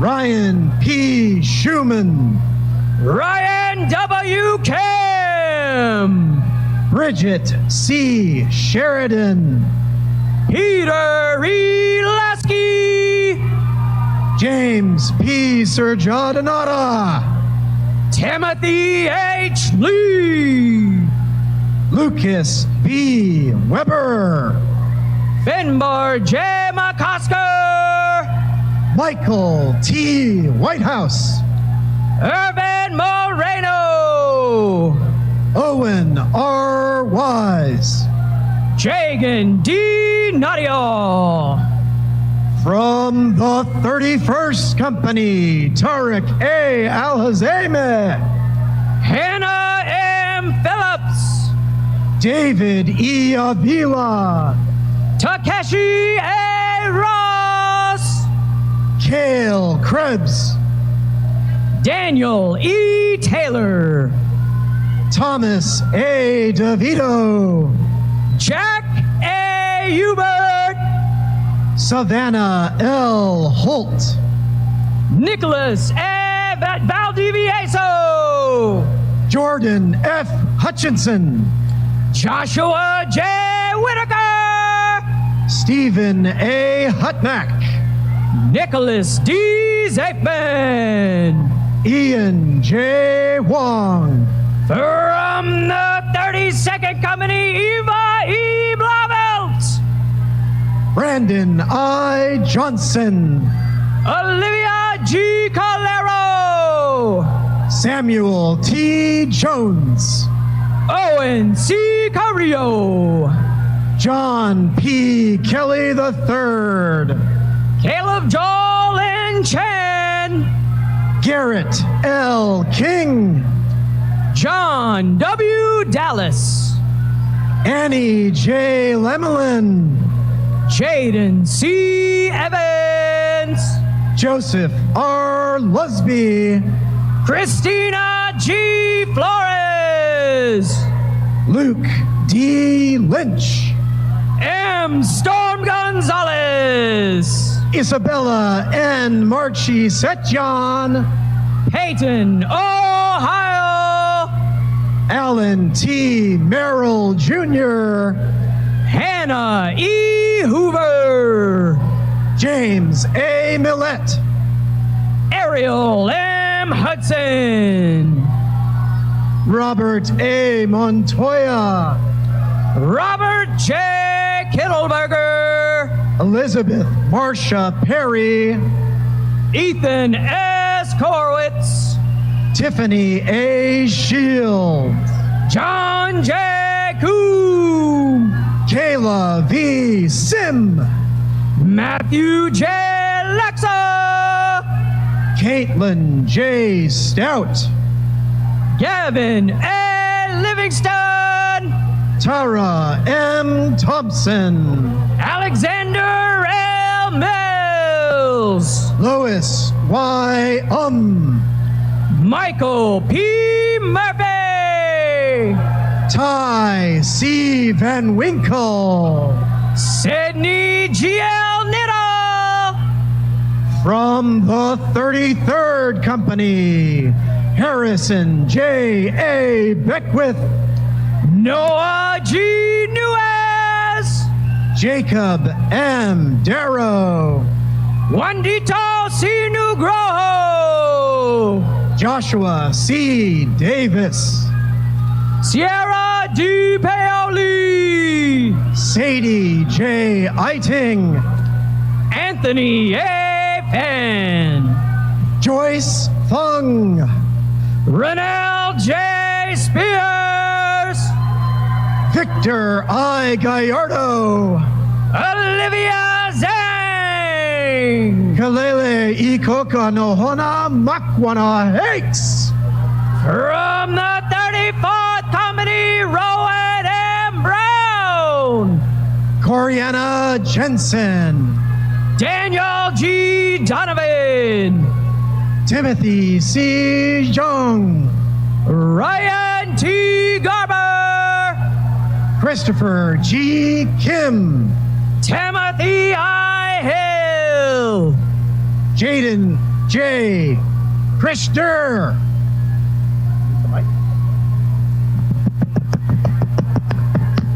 Dead.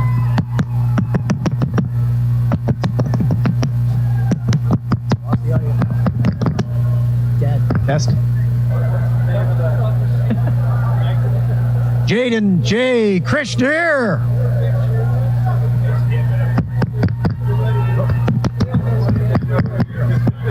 there's no AV. No.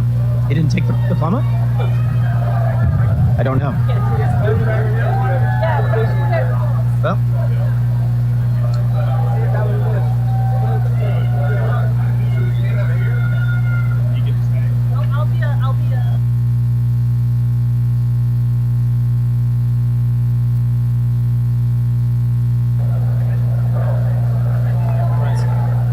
Timothy I. Hill,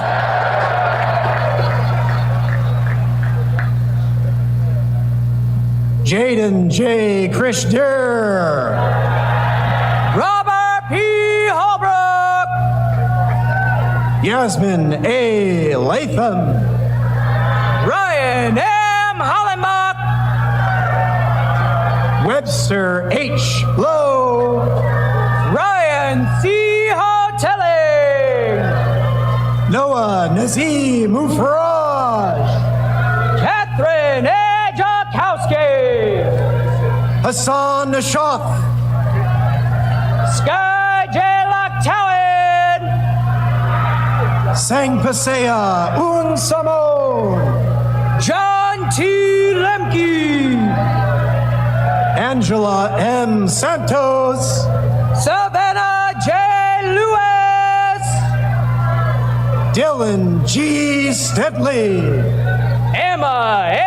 Luke Hayes, Ethan J. Sullivan, Akshad Meir Ashwari, Lyndon A. Taylor III, George H. Main, Henry C. Tolker III, Alec D. Malone, Luke A. Wagner, Scott A. Martinez, Mitchell John White, Jessica G. McKenzie, Ellie S. Wiltsey Hyatt, Sarah L. Parica, from the 35th Company, Kinnery R. Atkins, Ian J.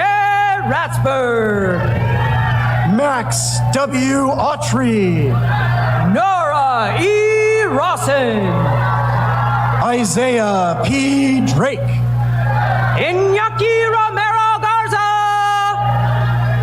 Daniel S. Fellows II, Amelia A. Sachs, Nathaniel W. Harding, Logan T. Scotto, Miracle E. Haynes, Grant W. Swear, Thomas V. Joseph IV, Michael J. Uri III, Kate H. Lee, Jillian J. Valdez, Connor J. McMahon, Alec W. Villarreal, Declan M. Moriarty, Nyla E. Williamson, Genevieve E. Mulhall, from the 36th Company, Paul Reedy Agawal, Ethan J. Nguyen, Deacon Brock, Juan S. Ortiz Perez, Ulysses E. Buzen, Luke H. Parker, Elise J.S. Chapin, Noel L. Rubiano, Jackson D. Collier, Andre T. Seiss, Michael A. Cullen, Hannah E. Sarver, Colin P. Dupont, Conrad L. Schutz, Jessica L. Felix, Stephen H. Smith, Christian G. Frymark, Luke F. Sullivan, Josiah G. Glenn, Richard R. Swan II, David S. Graves, Benjamin T. Valdez, Alexis S. Hamilton, Joshua M. Walker, Kyle S. Jacob, Harold E. Watson, Thomas P. Jennings, Johnson Jen, Samuel J. Curley, Guillaume P. LaForest, Charles R. McLaughlin, Caitlin G. McCarter, Thomas B. Noonan III, Jason B. Perez, Cameron S. Ross, and Philip G. Singh.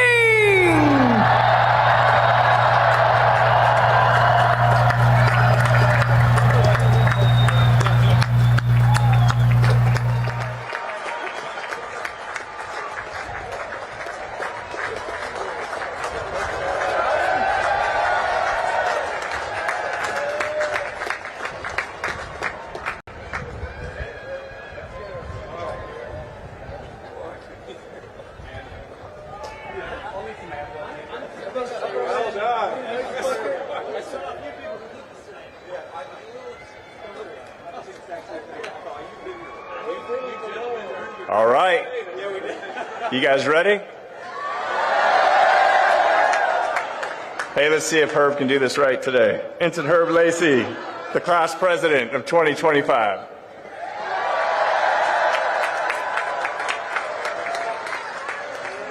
Thank you, sir.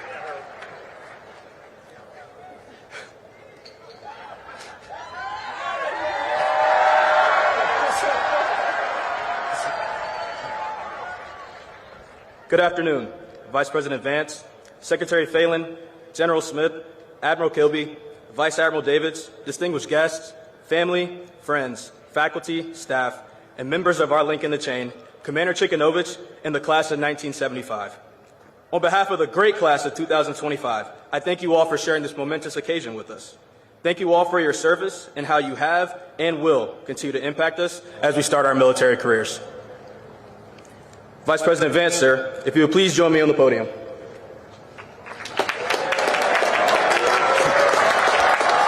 Thank you, sir. Sir, thank you for taking the time to be here with us today. We appreciate all the words you've shared with us. Your insights, not only as our Vice President, but as a Marine, are significant, so we will keep them in our minds as we enter the fleet. On behalf of the class of 2025, I would like to present you with this gift.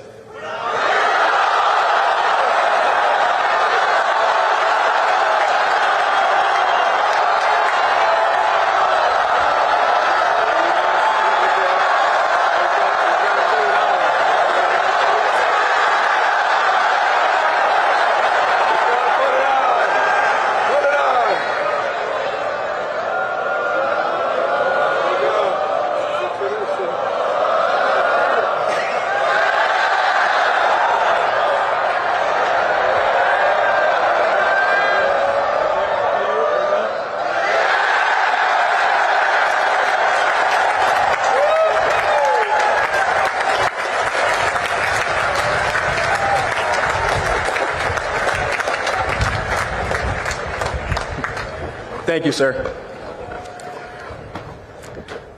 I have never in my life envied a human being who led an easy life. I have envied a great many people who led difficult lives and led them well. Former President Teddy Roosevelt. Living our lives well is something that we always hear about here at the Academy. Earlier this semester, my class was given the opportunity to vote on who would be our honorary graduates. These three individuals have either made great contributions to our class, the brigade, or our country. They have set an example of what living our lives well can entail, no matter what our journey is. I would now like to take the time to recognize our honorary graduates. Our first honorary graduate is Mr. Pierre Duvernay. Mr. Duvernay serves the brigade every day as our...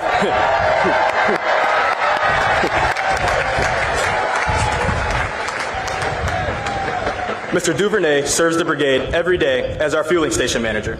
The fueling station is where midshipmen can supplement their diets outside of normal meal times with snacks, protein shakes, and other items that can't be found in King Hall.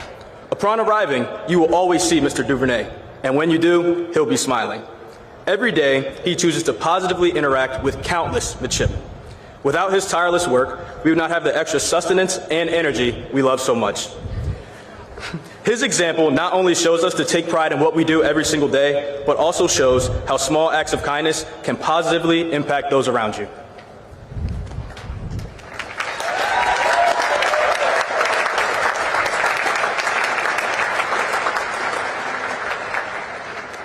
Our second honorary graduate is Major Jeff Ball, a Purple Heart recipient who embodies our core value of courage.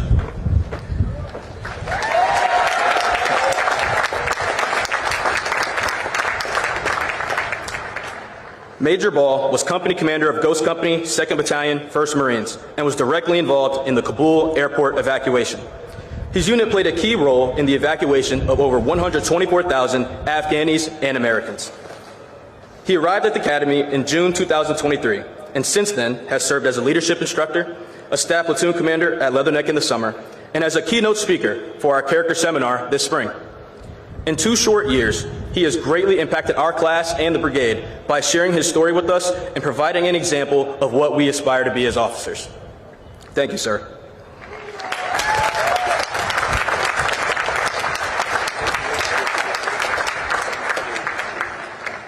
Our third honorary graduate is Ms. Sandra Duplantis and her dog, Ziggy.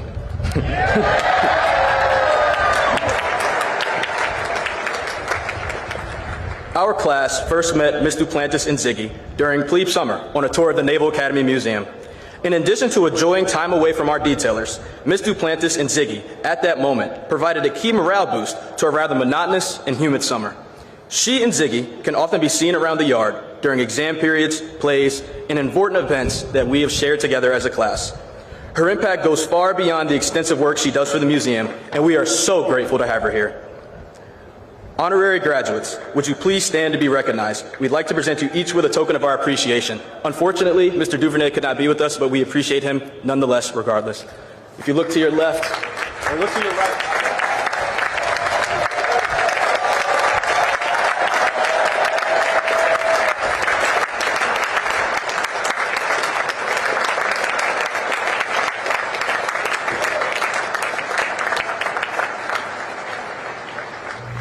So once again, please join me in welcoming and congratulating our 3 honorary graduates to the great class of 2025.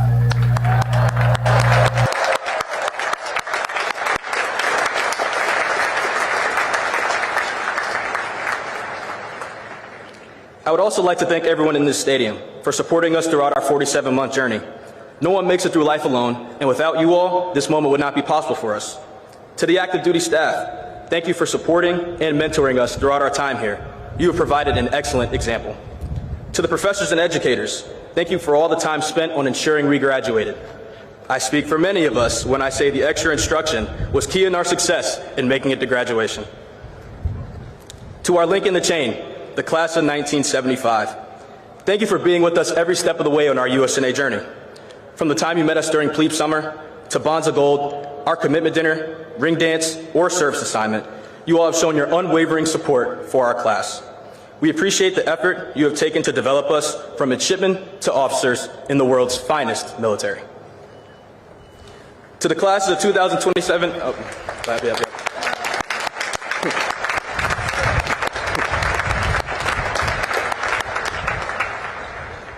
To the classes of 2027 and 2028, please take the time to enjoy the rest of your time here. I promise it goes faster than you think. Your time in the sun for leadership will come. You don't have to get ready if you stay ready, so stay ready. To 2026, you have the reins now. As Dr. Martin Luther King Jr. said, power without love is reckless and abusive. I'd like to think my class did a good job of taking care of you, so ensure you take care of the underclass and take care of each other. Remember, leadership can be fun, but now peer leadership will be a new challenge for you all to develop as the leaders you want to become.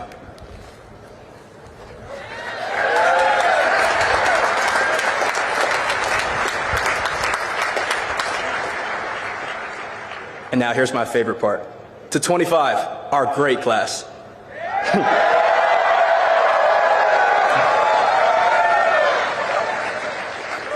I know your families are waiting on me to finish, so I'll try to stick to my 3 B's. Be bold, be brief, and most importantly, be gone. When I think about us, I think of two quotes. One, our class motto, Morior Invictus, meaning death before defeat. And two, a quote from former President Franklin Roosevelt. It is common sense to take a method and try it. If it fails, admit it frankly and try another. But above all, try something. From plebe summer, where we were told every challenge is an opportunity and we were to rise to it, to sitting in our seats now as future Naval Academy alumnus, we were dealt an interesting hand of cards. Our leadership didn't want our excuses. They told us to perform regardless. And that we did. From being in companies that faced a new culture due to rearranging the upper class in the brigade, to very temporary in-person PCAs, to the 36 company shift with more billets than people to fill them, and so many more challenges we could think of. You name it, the Academy tested us, and we have risen to those challenges.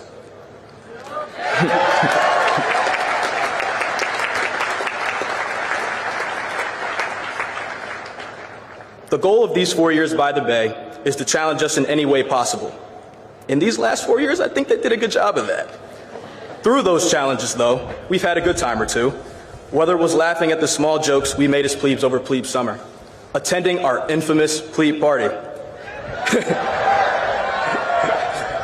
being the first class to do Severance Shellback as youngsters, our ring dance, or many Long Island Thursdays as firsties. Through 4 years, we've made the most of every opportunity to spend time together. So as we commission, and life presents us with more of these inevitable challenges, I ask of us two things. One, to keep each other close and always support each other, because simply put, who's going to take better care of us than us? And lastly, to remember Lieutenant Brendan Looney's quote, be strong, be accountable, never complain. These words from Lieutenant Brendan Looney are what are expected of us as we continue on. To try, despite not knowing how to proceed, is the life we're called to live as officers. One of our classmates is leading by example already.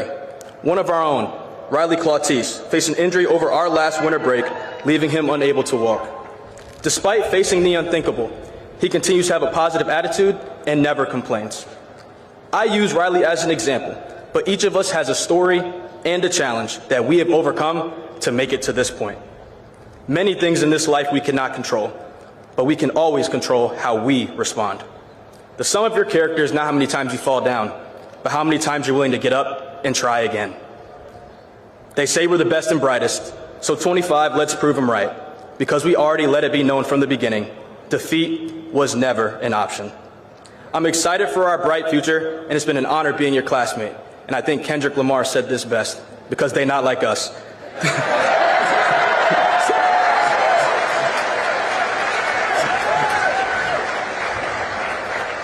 Thank you all. God bless. Prez out.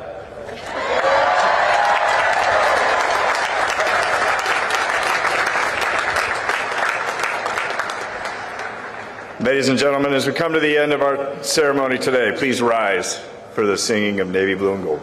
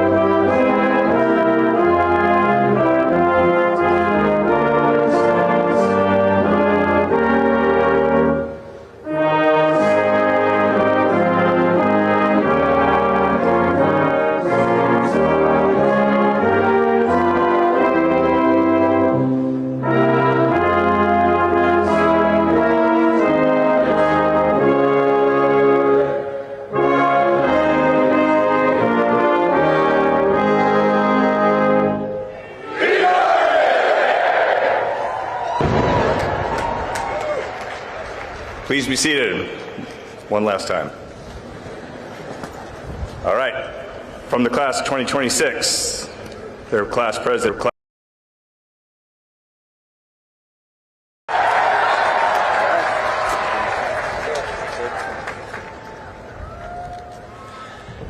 Members of the classes of 2026, 2027, and 2028, please rise.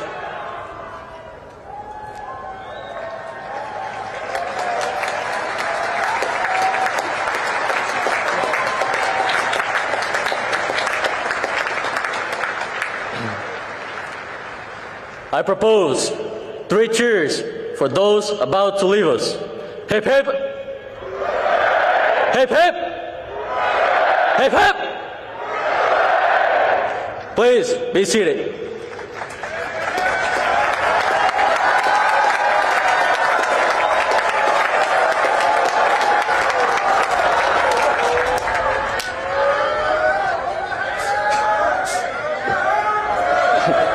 Class of 2025, please rise.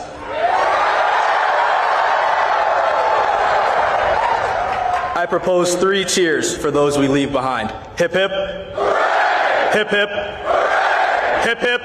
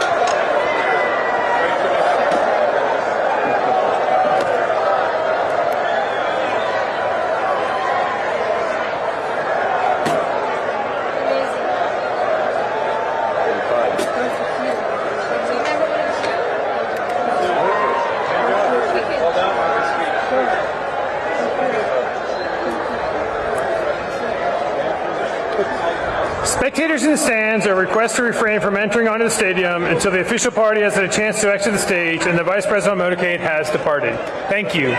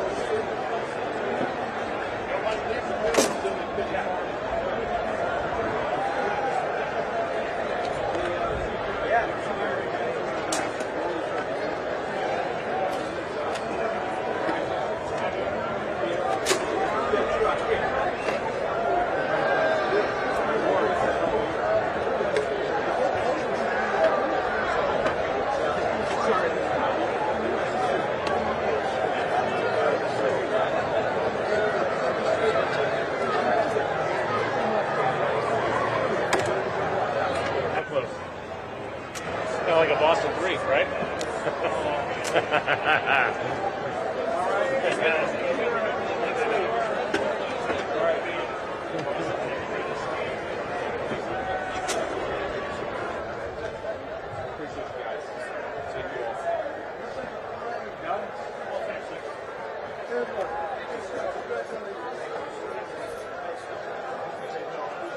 All right, we'll see you in June. All right. I'll call you and make an appointment through the channel. Yeah, they're good. Okay, great. Thank you. Great day. All right, Ms. Secretary, we'll see you when we get back. Absolutely.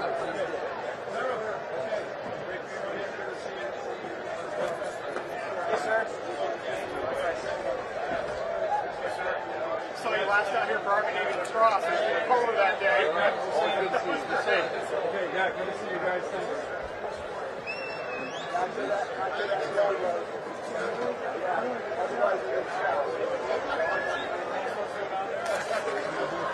You might get one.